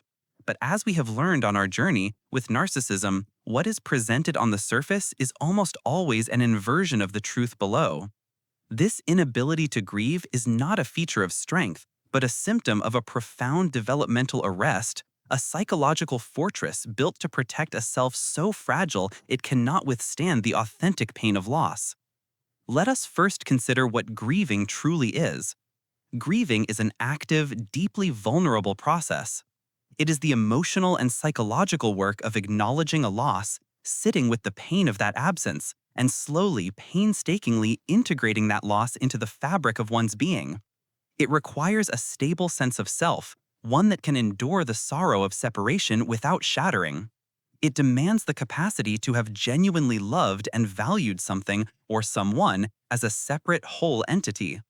Herein lies the central dilemma for the narcissistic individual. Their internal world is not populated by whole, separate others. Instead, it is a landscape of extensions, reflections, and sources of supply. People are not cherished for their unique essence, but for the function they serve: to regulate the narcissist's self-esteem, to admire them, to validate their grandiose false self. This is a concept rooted in object relations theory, where the individual fails to develop what is known as object constancy, the ability to hold a stable, positive emotional connection to another person, even when that person is absent, frustrating, or no longer serving a direct need. Without object constancy, when a loss occurs, be it the death of a family member, the end of a relationship, or the loss of a prestigious job, it is not experienced as the departure of a loved and separate being. Instead, it is perceived as a profound narcissistic injury. It is a personal affront, a betrayal, a sudden and terrifying withdrawal of supply that threatens the very structure of their personality. The false self, which requires constant external validation, begins to crack. To prevent a catastrophic collapse, or what is known as decompensation, a cascade of powerful defense mechanisms is immediately deployed. Sadness, a soft and vulnerable emotion, is too dangerous to feel. It would mean acknowledging that something outside of themselves had immense value and is now gone, which would expose their own emptiness and dependency. So, sadness is instantly transmuted into something more manageable, more energizing: rage. Narcissistic rage is a common response to loss. It is an outward explosion of blame, directed at the person who left, at the doctors who failed, at the company that downsized them, at the world itself for inflicting this wound. Another primary defense is immediate devaluation and erasure. The person who has been lost is retrospectively painted as flawed, worthless, or treacherous. I never really loved them anyway, or they were holding me back. This rewriting of history serves to nullify the importance of the lost object, thereby neutralizing the pain of the loss. If the person had no value, then their absence means nothing. This is often followed by a frantic search for a replacement. The empty space must be filled immediately. We see this in the narcissist who begins a new relationship days after a painful breakup, not out of a desire for a new connection, but out of a desperate need to plug the hole in their psyche. The new person is not an individual to be known, but simply a new source of supply, a new mirror in which to see their own reflection. At a funeral, you might observe this phenomenon in its starkest form. The narcissist may appear cold, indifferent, and impatiently waiting for the event to conclude.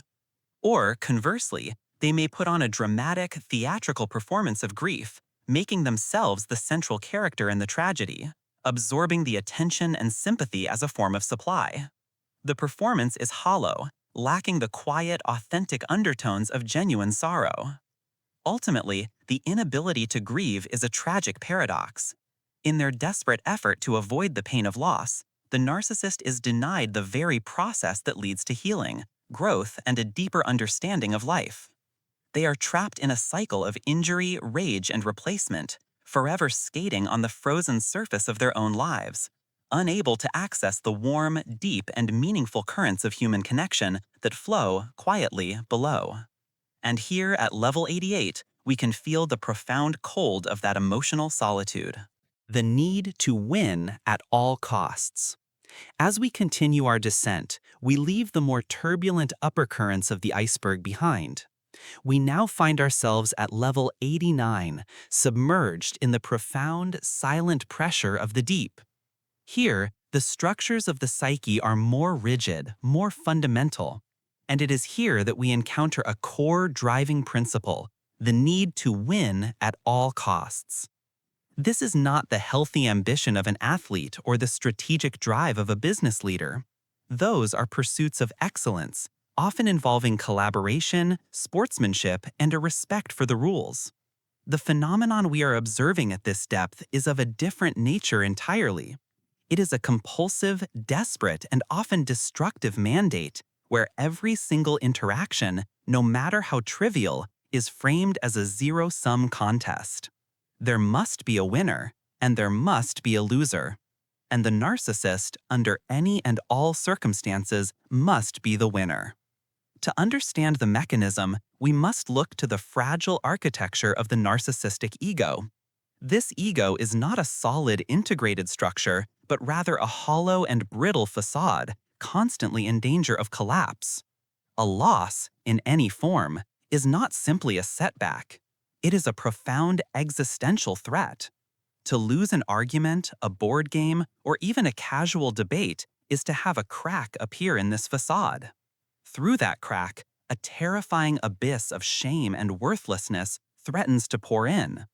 The win, therefore, is not a prize to be sought. It is a shield, a desperate reinforcement against this internal void. Winning is the psychological lifeblood, the constant validation that they are superior, intelligent, and, most importantly, right. Let us consider its application in daily life. A simple conversation about politics or art is not an exchange of ideas. It is a debate stage. The narcissist is not listening to understand. They are listening for weaknesses in your argument, for opportunities to counterattack and assert dominance. If facts do not support their position, the facts will be dismissed, distorted, or ignored. The goalposts of the argument will be moved. The topic will be shifted. They may resort to personal attacks or semantic games. The objective is not truth. It is submission. They need to hear you concede, to see you fold. That is the win. In a recreational setting, this pathology becomes starkly clear. A friendly game of cards or a family round of Monopoly transforms into a high-stakes battle for supremacy. They may subtly cheat, interpret rules to their sole advantage, or become disproportionately enraged if the tide of the game turns against them.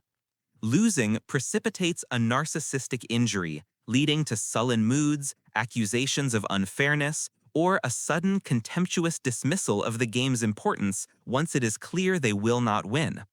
The joy of participation is an alien concept. There is only the grim necessity of victory.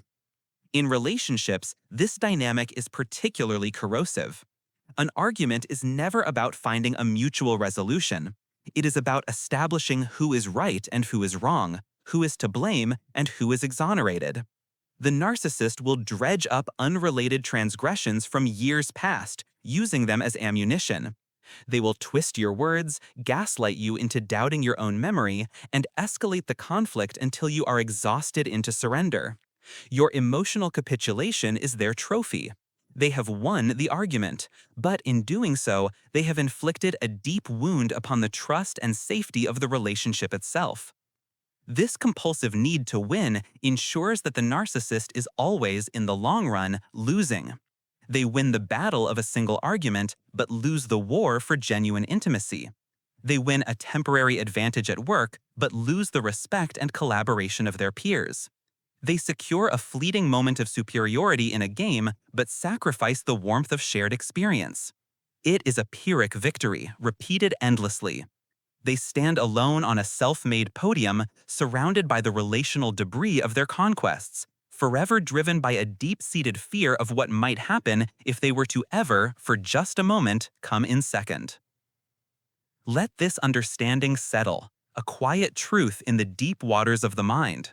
The frantic struggle to win is not a sign of strength, but the most profound confession of a terrifying inner weakness. As we drift from this level, we carry this insight with us, moving ever deeper into the heart of the great silent structure. Solipsistic worldview. As we descend now, far below the surface waters of observable behavior, we arrive at a depth that is profoundly disorienting. Here, the very foundations of shared reality begin to dissolve. Welcome to Level 90, the solipsistic worldview.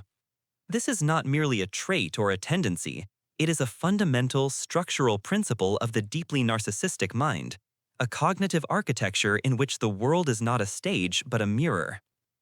In philosophy, solipsism is the epistemological theory that only one's own mind is sure to exist. It stems from a logical extreme of Descartes' famous proposition, I think, therefore I am. If the only thing I can be absolutely certain of is my own consciousness, then the existence of everything else, the chair I am sitting on, the sky outside the window, and indeed other people, becomes an unprovable assumption. For the philosopher, this is an intriguing, if unsettling, thought experiment. For the severe narcissist, it is a lived subconscious reality. The narcissist does not arrive at this conclusion through rigorous intellectual inquiry. Instead, it is a primitive and powerful psychological defense mechanism forged in the crucible of early developmental failures. It is a worldview that protects a fragile, hollow core from the terrifying implications of a world filled with other, separate, and equally valid minds. If other people are real, then their judgments are real. Their criticisms have weight. Their needs can compete with one's own. Their successes can highlight one's own failures. This is an intolerable reality for the grandiose self to bear. And so, the psyche constructs a fortress. Within this fortress, other people are not experienced as distinct subjects with their own rich internal landscapes of thoughts, feelings, and histories. Instead, they are rendered as objects, as extensions of the narcissist's own self. They are characters in a single-player video game where the narcissist holds the only controller. These characters may have programmed dialogue and predictable behaviors, but they possess no independent consciousness. They exist only in relation to the protagonist. They are there to applaud, to serve, to admire, or to blame. They are props and soundboards, not peers. This is why a conversation with such an individual can feel so empty. You are not being listened to. You are being used as a mirror to reflect back their own ideas. They are not engaging with your perspective. They are waiting for a pause in the audio track so they can resume their own monologue. When you express a feeling or a need that does not align with their narrative, the reaction is not empathy or compromise, but confusion, irritation, and rage. It is as if a character in their game has suddenly gone off script. It is a glitch in their matrix, a violation of the fundamental rule that they are the only true agent in their universe. This solipsistic framework is the very engine of their profound lack of empathy. How can one feel for a character that isn't real? The pain of others is merely a plot point, an inconvenience that affects the protagonist's story. The successes of others are not to be celebrated. They are anomalies that must be dismissed or devalued, because in a world with only one sun, no other star is permitted to shine. To exist within the narcissist's solipsistic world is to be perpetually objectified. You are not a person to be known, but a function to be fulfilled. You are the adoring partner, the brilliant child, the loyal employee. But the moment you assert your own separate identity, your own needs, your own reality, you cease to perform your function correctly. The narcissist cannot update their understanding of you, because in their operating system, you do not have a separate self to be understood. You have simply become a broken tool, and their response is to discard you, to rage at you, to declare you defective, all to preserve the integrity of their lonely, self-contained world, a prison of one, where the prisoner believes they are a king. The unthought known. As we continue our descent, leaving the turbulent upper waters far behind, we arrive at a place of profound quiet and depth. Welcome to Level 91. Here, in the immense, pressurized dark, we encounter a concept that is not merely hidden, but fundamentally unverbalized. We are exploring the unthought known. The term was coined by the brilliant psychoanalyst Christopher Bolus, and it describes a unique form of knowledge, a truth that we possess without ever having consciously thought it. It is not something repressed, like a traumatic memory that has been actively pushed out of awareness. Rather, it is knowledge that was acquired and integrated into our being before we had the symbolic capacity, the very language, to form it into a thought. Think of the earliest moments of infancy. The infant does not think, "My caregiver is anxious today." Instead, the infant knows this anxiety. They know it in the tension of the arms that hold them, in the scent of stress, in the subtle, almost imperceptible shift in the rhythm of breathing and heartbeats. This knowledge is atmospheric. It is somatic. It is absorbed directly into the developing self, becoming a part of its foundational blueprint. It is known, but it has never been, and perhaps never can be, fully thought. This is the realm of the unthought known. It is the deep cellular understanding of our earliest environment, the implicit memory of what it felt like to be us in the world before we could even conceive of I or world. Now let us apply this profound concept to the structure of narcissism. At the core of the narcissistic individual is a catastrophic unthought known. It is the deep pre-verbal knowledge of not having been seen for oneself. It is the knowledge of having been treated as an object, an extension of a caregiver's needs, a mirror for their own grandiosity, or a vessel for their disappointments. The infant who would become the narcissist knew this on a fundamental level. They knew the hollowness of praise that was not for them, but for their performance. They knew the terror of abandonment when they failed to reflect the caregiver's desired image. This truth, I was not loved for who I am, my true self was an inconvenience, is so devastating, so existentially annihilating, that it could not be allowed to graduate into a conscious thought. And so, the entire artifice of the false self, the grandiose persona, is constructed as a monumental defense against this unthought known ever becoming a thought known. The narcissist's relentless pursuit of supply is a desperate, lifelong flight from the felt sense of this core reality. Their inner world is haunted by a ghost they can feel but cannot name. For those who have been entangled with a narcissistic personality, the concept of the unthought known is equally, if not more, resonant. It explains that persistent, nagging feeling of unease you experienced long before you had the language of gaslighting or love bombing. It was your own intuitive system picking up on a fundamental incongruence. You knew something was wrong. You knew it in your body, the knot in your stomach, the tension in your shoulders, the exhaustion you couldn't explain.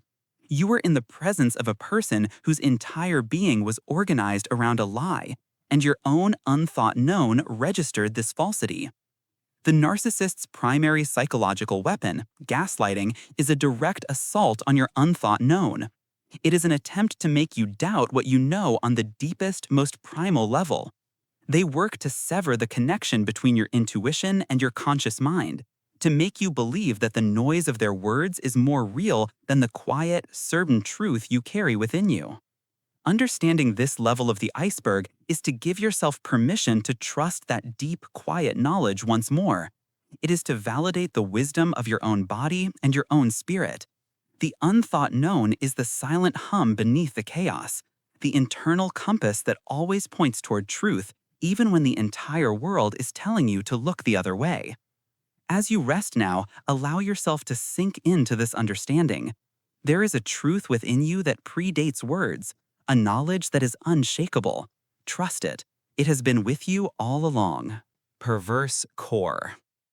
As we descend now, far below the surface waters of observable traits and into the crushing pressure of the deep psyche, we arrive at level 92. Here, in the abyssal dark, we encounter a concept that forms a kind of gravitational center for the most severe narcissistic structures. We are speaking of the perverse core.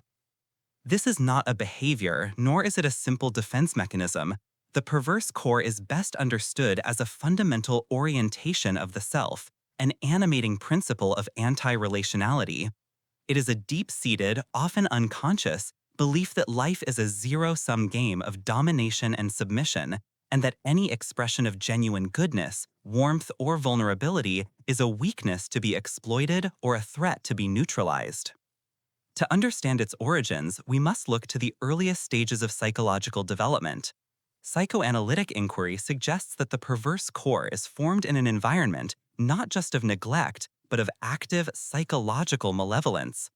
It is the result of internalizing a primary caregiver who themselves related to the child not with love, but with envy, control, or a kind of cruel objectification.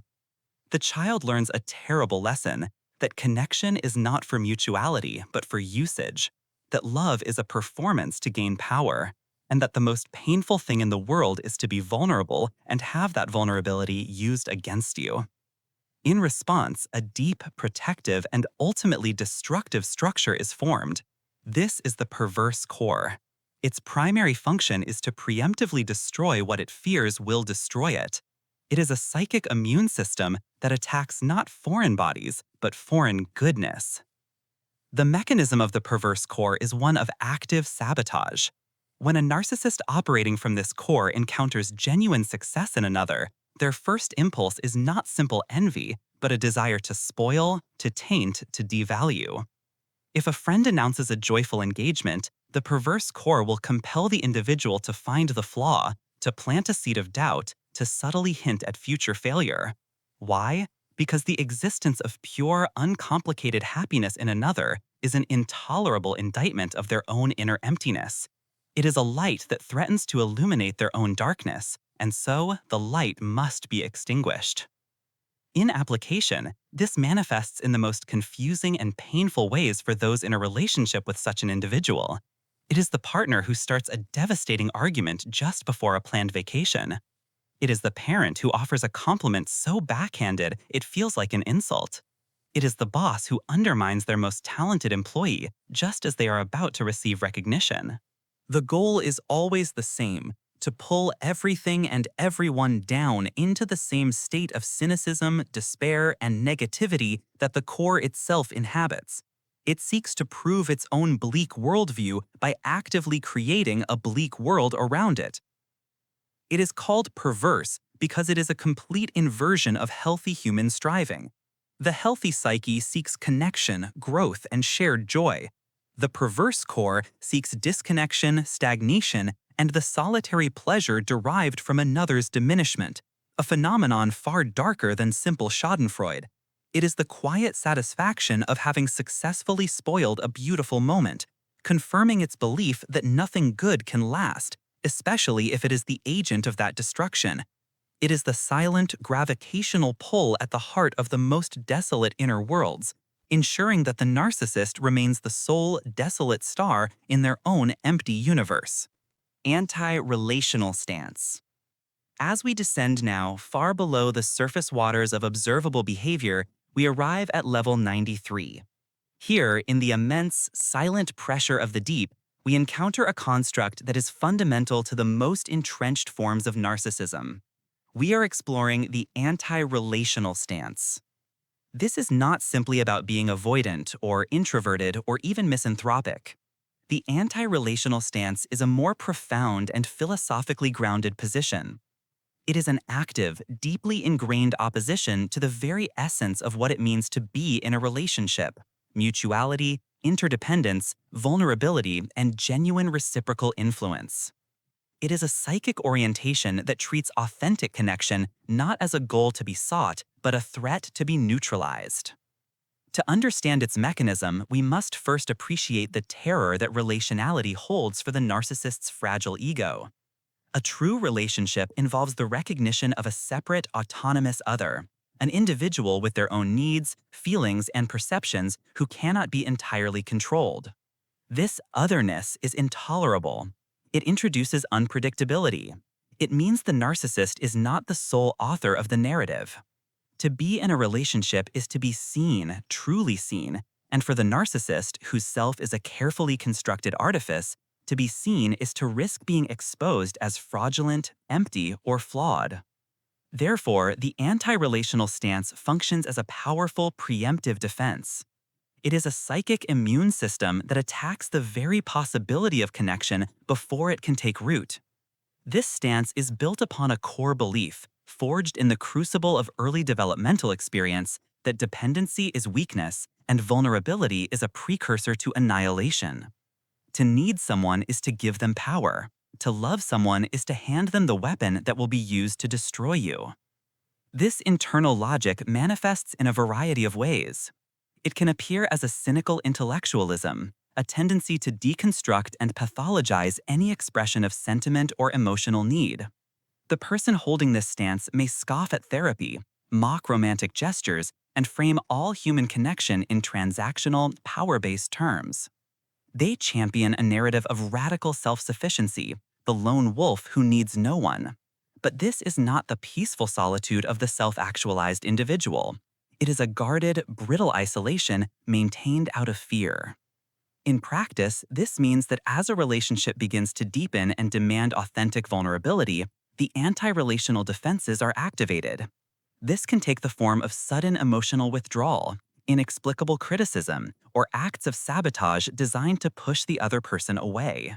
The goal is to destroy the connection before it becomes indispensable, thereby proving the core belief that connection is unreliable and dangerous. It is a tragic, self-fulfilling prophecy. The individual systematically dismantles every potential source of comfort and love in order to protect themselves from the imagined pain of its eventual loss. The anti-relational stance is, in essence, a declaration of war on human interdependence. It is a commitment to a state of splendid and ultimately desolate isolation. It is the sound of a fortress door being barred from the inside, not to keep enemies out, but to prevent the self from ever having to face the terrifying, healing, and transformative risk of letting another person in. It is a profound psychic exile, a choice for emptiness over the perceived catastrophe of genuine contact. Psychic death. As we descend now deeper into the chilling, silent waters of the iceberg, we arrive at a concept of profound gravity. Welcome to Level 94, Psychic Death. This term does not refer to a biological end, but rather a metaphysical one. It is a psychoanalytic concept describing the complete and total annihilation of an individual's authentic self. It is the final, devastating conclusion of a long and systematic process of psychological erosion, most often seen in the context of severe, prolonged narcissistic abuse. Imagine a star that has collapsed into a black hole. The light, the heat, the identity of the star is gone, and what remains is a void that still exerts a gravitational pull, a presence defined only by its profound absence. This is the nature of psychic death. The concept has roots in the works of psychoanalysts like D.W. Winnicott, who spoke of the true self and the false self. The true self is our spontaneous, authentic core, the part of us that feels, desires, and experiences the world genuinely. The false self is a defensive facade, a mask we create to protect the true self from an environment that feels unsafe or invalidating. In a healthy individual, the false self is a tool for social navigation. But in the crucible of extreme narcissistic abuse, the false self is no longer a tool, it becomes a replacement. The mechanism of psychic death is insidious. It begins with the methodical dismantling of the victim's reality. Through relentless gaslighting, projection, and invalidation, the abuser convinces the target that their own perceptions, feelings, and memories are fundamentally wrong. Every thought is questioned, every emotion is mocked, every belief is undermined. The victim's internal landscape, once a unique and vibrant territory, is systematically razed and salted, leaving behind a barren wasteland. Into this void, the narcissist installs a new operating system. The victim learns, as a matter of pure survival, to suppress their true self entirely. To feel, to think, to want for oneself is to invite punishment, ridicule, or abandonment. And so the true self goes dormant. It is starved of expression, of validation, of light. Over time, this dormancy becomes a permanent state. The connection to that authentic core is severed. This is the moment of psychic death. The point of no return is reached when the individual no longer knows that a true self ever existed. They have become the mask. What does a person experiencing psychic death look like? On the surface, they may appear functional, even normal. They go to work, they speak, they perform their duties. But there is a profound hollowness within. They are an automaton, a ghost operating a machine. They experience a pervasive sense of unreality, of being a spectator to their own life. Joy, passion, and spontaneity are alien concepts. Their opinions, preferences, and even their personality are a mirror, reflecting only what their abuser wants to see. They have no independent internal world. Their psychological architecture is entirely outsourced to the narcissist. They are a beautifully decorated room that is entirely empty. To interact with someone in this state is a deeply unsettling experience. There is no one home behind the eyes. You are speaking not to a person, but to a complex echo, a carefully constructed performance designed to ensure survival. The tragedy of psychic death is not just the loss of a soul, but the fact that the body it once inhabited continues to walk the earth, a living monument to an unseen, unacknowledged annihilation. And so, here at this profound depth, we bear witness to the quietest, most devastating of ends, a death unseen and unfelt by any but the one who is no longer there to feel it. Omnipotent control fantasies. As we continue our descent, sinking ever deeper into the quiet, pressurized depths of the narcissistic psyche, we arrive at a truly foundational level. Here, at level 95, we encounter a concept that underpins much of the more visible pathology we have discussed. We are in the realm of omnipotent control fantasies. Let us gently explore this archaic and powerful psychological mechanism. At its core, an omnipotent control fantasy is a primitive defense mechanism born in the earliest stages of infancy. It is the unconscious belief that one can, and indeed should, exert total control over one's internal state and external environment, including the thoughts, feelings, and actions of other people. It is not merely a desire for control, as one might find in a perfectionist or a micromanager. Rather, it is a deeply held magical belief that the world and its inhabitants are extensions of one's own will. When control is exerted successfully, it feels natural. When it is thwarted, it feels like a fundamental violation of the laws of the universe, triggering profound anxiety and rage. To understand its origins, we must turn to the work of early psychoanalysts, particularly those in the school of object relations theory, such as Melanie Klein. Klein theorized that in the first few months of life, the infant exists in what she termed the paranoid schizoid position. In this state, the infant's world is not yet integrated.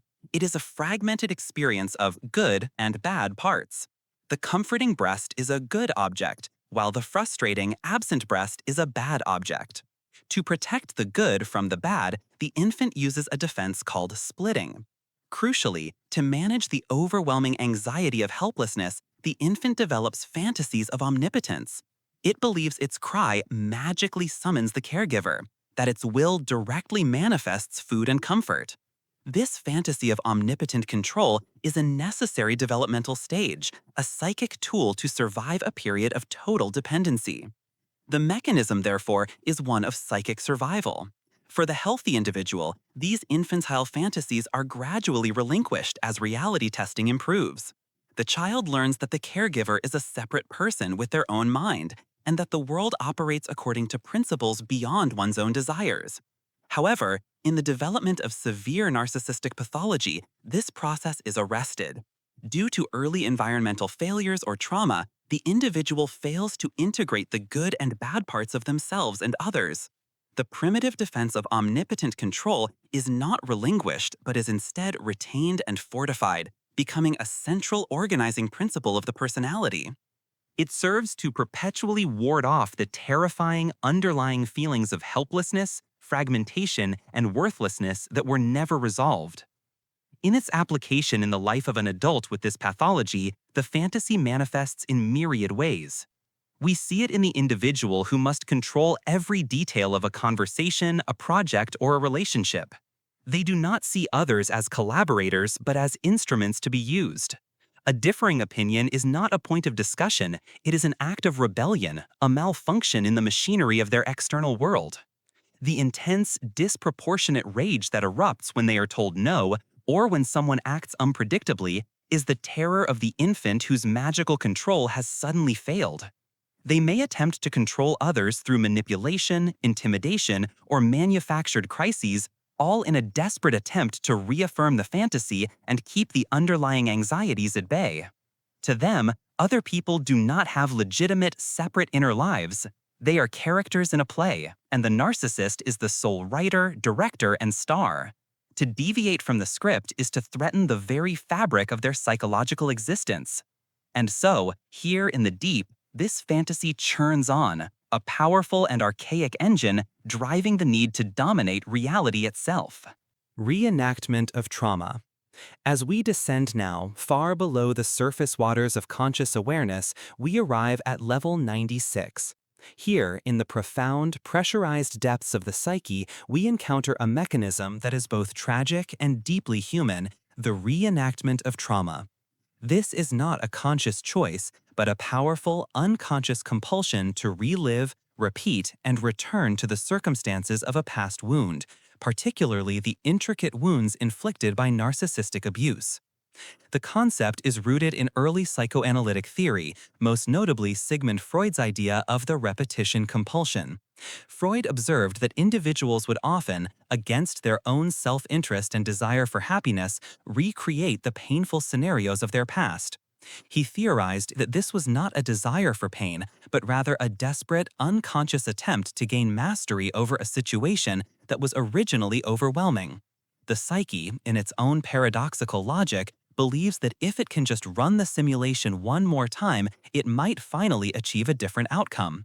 It hopes to fix what was broken, to win the unwinnable game, to finally earn the love, validation, or safety that was denied. In the context of narcissistic abuse, this mechanism is devastatingly common. An individual who grew up with a narcissistic parent, for instance, has had their entire relational blueprint shaped by that dynamic.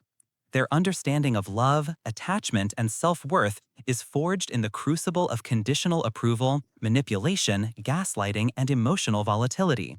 For them, this chaotic environment, however painful, is familiar. It is, in a distorted way, home. As this individual moves into adulthood, the unconscious mind, armed with this faulty blueprint, goes searching for what it knows. It is not seeking peace, for peace is an alien territory. It is seeking the familiar emotional landscape of its past. And so, they may find themselves inexplicably drawn to partners who exhibit the same narcissistic traits as their parent. The initial love bombing feels like the longed-for approval they always craved. The subsequent devaluation and criticism feel like the familiar state of being they learned to endure. The cycle feels, on a deep, primal level, like the way relationships are supposed to work. This reenactment is not limited to romantic partnerships. It can manifest in friendships, where one repeatedly chooses dominant, self-absorbed friends who mirror the dynamic of being a mere extension of another's ego. It can appear in the workplace, where one finds themselves perpetually under the authority of a narcissistic boss, replaying the powerlessness and constant striving for approval that defined their childhood. The mechanism is an attempt to resolve the unresolved. The unconscious mind is trying to heal by returning to the scene of the crime.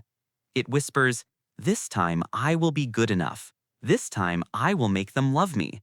This time I will win." But the game is always rigged.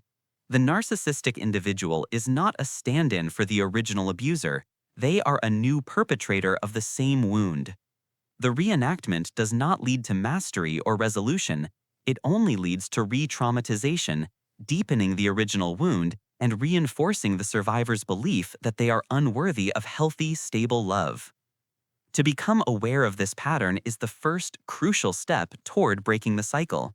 It requires looking past the individual people and seeing the repeating dynamic, the recurring play with different actors but the same script.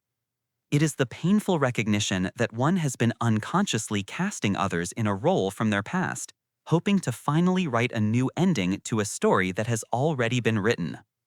Understanding this compulsion is to bring one of the deepest, most hidden parts of the iceberg into the faint light of consciousness, and only then can the slow, deliberate work of healing truly begin. Failure of mentalization. As we descend now, far below the churning surface waters of observable behaviors, we arrive at level 97. The pressure here is immense, the light is faint, and we are approaching the foundational structures of the narcissistic psyche.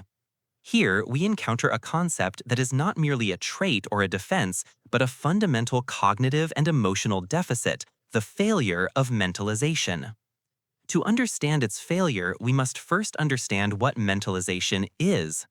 In the simplest terms, mentalization is the capacity to see people, including ourselves, as having minds.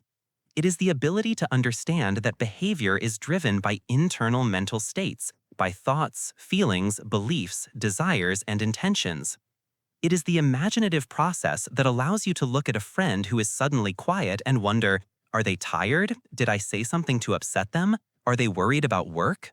You are attempting to form a hypothesis about the landscape of their inner world. It is the very faculty that allows for genuine empathy, for true curiosity about another person's experience, and for insightful self-reflection. This concept was developed primarily by psychoanalysts Peter Fonagy and Anthony Bateman, who observed that this capacity is not innate, it is learned. It develops in early childhood through the relationship with a caregiver. When a baby cries, a well-attuned parent doesn't just see a noise, they mentalize. They wonder, is he hungry? Is he scared? Does he need comfort? They reflect the baby's internal state back to him with their words and actions. Oh, you're so frightened by that loud noise. It's okay, I'm here. Through thousands of these interactions, the child learns that they have a mind, that others have minds, and that these internal worlds have a meaningful connection to external reality. Now consider what happens when this process is disrupted, as is so often the case in the developmental history of someone with pathological narcissism. A caregiver who is neglectful, abusive, or narcissistic themselves does not mentalize their child.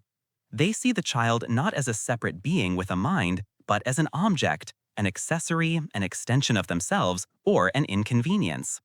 The child's internal states are not reflected, but ignored, punished, or distorted to fit the parent's needs. The child's cry is not met with curiosity, but with irritation. Their joy is not shared, but seen as a performance. The result is a profound and lasting impairment in the ability to mentalize. For the narcissist, this is not a choice, but a catastrophic developmental failure. They did not adequately learn to hold their own mind in mind, let alone the minds of others. Consequently, other people are not experienced as separate, complex individuals with rich, autonomous inner lives. Instead, they are experienced as two-dimensional characters or objects whose purpose is defined by the role they play for the narcissist. This failure is not always total. Under calm conditions, a narcissist might be able to perform a kind of cold cognitive empathy, a logical deduction of what someone else might be feeling. But under any kind of emotional stress, especially a narcissistic injury, this fragile capacity collapses completely. When it collapses, the narcissist reverts to more primitive, pre-mentalistic modes of thinking. One such mode is called psychic equivalence. In this state, the internal world is mistaken for the external world. Thought and reality are one. So if the narcissist feels betrayed, then you are a betrayer. There is no room for interpretation, no curiosity about your actual intentions. Their feeling is the objective, undeniable fact of the situation. Your attempts to explain your perspective are meaningless, because in their reality, their feeling is the reality. Another mode is the teleological stance. Here, the only thing that is real or meaningful is a physical, tangible outcome. Your words, intentions, and feelings are dismissed as irrelevant fluff. An apology is worthless unless it is accompanied by a lavish gift. A promise of loyalty means nothing. Only concrete actions that directly serve their immediate needs have any weight. They cannot grasp the internal state of sincerity behind the words, so they look only for a physical change in the world. This failure of mentalization is the source of their most bewildering and painful behaviors. It is why they can profess their undying love one moment and act with chilling indifference the next. The words are not connected to a stable internal feeling state. It is why they are so prone to paranoid accusations. Unable to imagine a benign internal reason for your behavior, they default to the most self-referential and threatening explanation, that it is a deliberate attack on them. And most critically, it explains their profound inability for self-reflection. To mentalize oneself is to be curious about one's own motivations, to acknowledge one's own conflicting feelings, to understand how one's own past shapes one's present. The narcissist cannot do this. Their own inner world is a confusing, threatening place. So they project it all outward, creating a world of simple heroes and villains, where they are always the former, and you are so often cast as the latter. Here at level 97, we see that the narcissist's world is not just self-centered. It is a world strangely empty of minds. Projective identification. As we descend now deeper into the quiet, frozen strata of the iceberg, we arrive at level 98. Here, in the immense pressure and stillness, we encounter a concept of profound psychological depth and complexity, projective identification. This is not merely a defense mechanism, it is an intricate interpersonal dynamic, a psychic process that blurs the boundaries between self and other in a deeply unsettling way. To understand it is to grasp one of the most powerful and disorienting tools in the narcissistic repertoire. The term was first coined in 1946 by the influential psychoanalyst Melanie Klein. Working primarily with infants and children, she observed a primitive, pre-verbal process used to cope with overwhelming anxiety. She theorized that an infant, unable to process frightening feelings or bad parts of itself, would psychically split them off and project them into the primary caregiver, usually the mother. The infant could then feel a sense of control over these terrifying feelings by controlling the external person who now contained them. While its origins lie in early developmental theory, the concept was later expanded by thinkers like Wilfred Bion and Thomas Ogden to describe a powerful dynamic present in adult relationships, particularly those characterized by personality disorders. So, what is the mechanism of projective identification? It is far more active and invasive than simple projection. Let us break it down into 3 distinct yet fluid stages. First, there is the act of projection. The individual, in this case the narcissist, experiences an internal state that is intolerable to their fragile ego. This could be profound shame, feelings of worthlessness, envy, or rage. Because their sense of self cannot bear the weight of this feeling, they unconsciously disown it and project it outward, onto another person. The second stage is the crucial and defining element, induction. This is where projective identification diverges sharply from simple projection. The narcissist does not simply believe the other person feels this way. They interact with the other person in such a manner that they subtly or overtly pressure and manipulate them into actually experiencing the projected feeling. Through a relentless campaign of subtle cues, accusations, and interpersonal pressure, they elicit the very state of mind they have projected. The recipient of the projection begins to feel and behave in a way that is congruent with the disowned part of the narcissist. They start to identify with the projection. Let us imagine a narcissist who harbors a deep, unacknowledged well of incompetence and self-doubt. They project this feeling onto their partner. They will then begin to micromanage the partner's every task, criticize their decisions, and constantly question their abilities. Under this relentless scrutiny, the partner becomes anxious, flustered, and begins to make mistakes. They start to doubt their own competence, internalizing the very feeling the narcissist could not tolerate within themselves. This leads to the third stage, re-internalization and confirmation. The narcissist observes the partner's anxious, mistake-prone behavior and thinks, "See, I was right. You are completely incompetent. It's a good thing you have me to manage things." The external reality now validates their initial projection. The unbearable internal feeling has been successfully evacuated and lodged in another person, where it can be controlled, criticized, and managed from a safe distance. The narcissist feels a profound sense of relief and superiority, their own fragile ego momentarily stabilized. For the person on the receiving end, the experience is one of profound confusion and psychological distress. They often feel as though they have been possessed by a feeling that is not their own. They might find themselves feeling intensely angry, ashamed, or incompetent in the presence of one specific person without understanding why. They feel as if they are playing a role in a drama they never auditioned for, scripted by the unconscious needs of another. It is this invasive, boundary-dissolving quality that makes projective identification such a potent and damaging feature of narcissistic abuse, leaving its target feeling hollowed out, uncertain of their own mind, and deeply entangled in the psychic world of the narcissist. The imposter within the imposter. As we continue our descent, we move beyond the familiar structures of defense and into the very psychic architecture of the narcissistic mind. We are now at a depth where the pressure is immense, where the foundational constructs of the self begin to warp and fray. Welcome to Level 99, the imposter within the imposter. This concept may sound like a paradox, a riddle wrapped in enigma, and in many ways it is. It represents one of the most deeply buried and fiercely guarded truths of the narcissistic experience. To understand it, we must first revisit the more superficial layer of imposture. The first imposter is the one we have discussed at length, the grandiose false self. This is the meticulously crafted persona, the charismatic leader, the flawless artist, the misunderstood genius.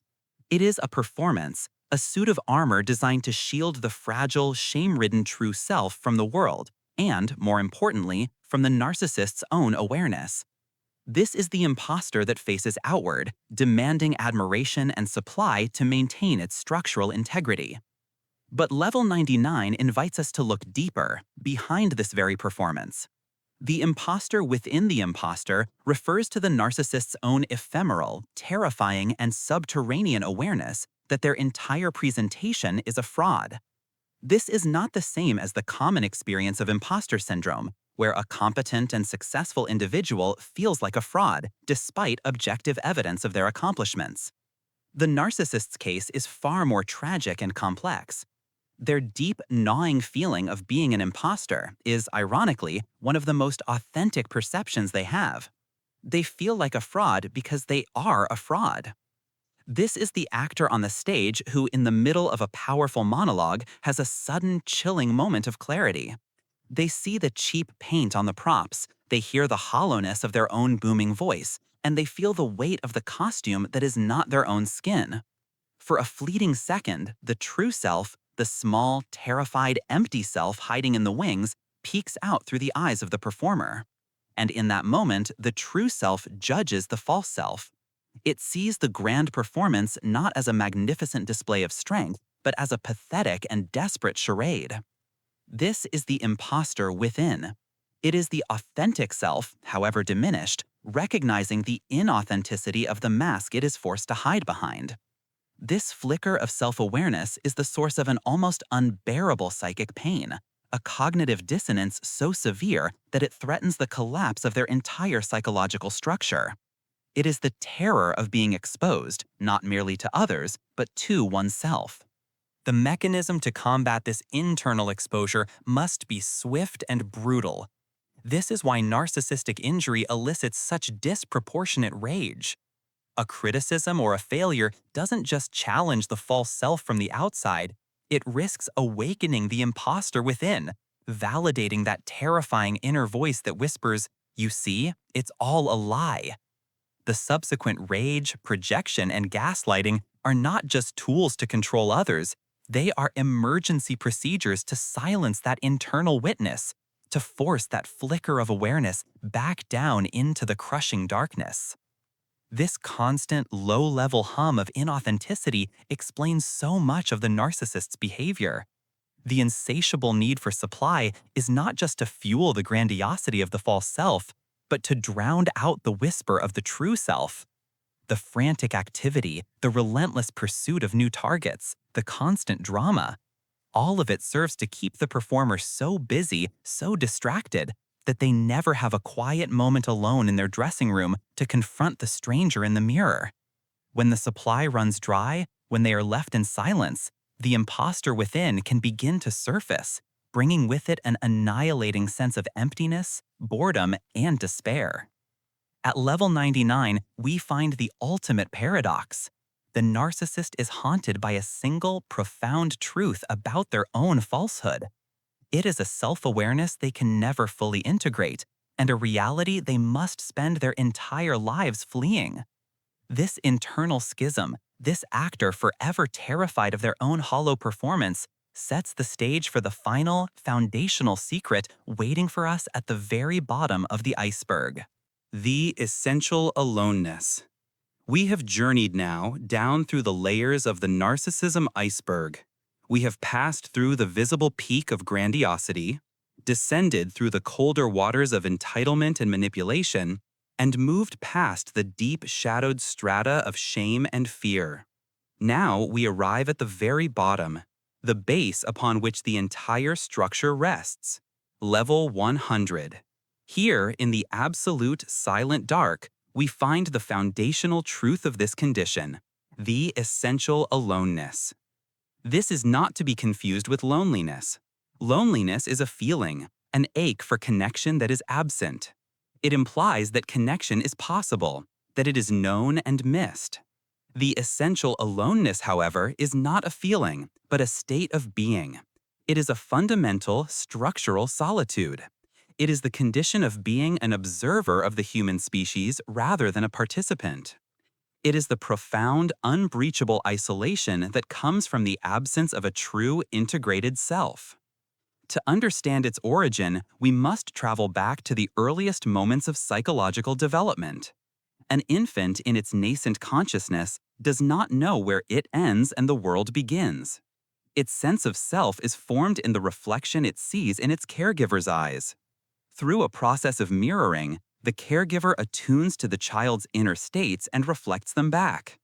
The child feels joy, and the parent's face lights up in shared delight. The child feels distress, and the parent's face shows gentle concern and offers comfort. In this responsive dance, the child learns that its inner world is real, valid, and worthy of love. A core self, an authentic self, begins to form and solidify. But what happens when this mirroring fails? What if the caregiver is neglectful or is a narcissist themselves and can only see the child as an extension of their own needs? The child's authentic feelings are not seen, or worse, they are punished. The child learns a devastating lesson.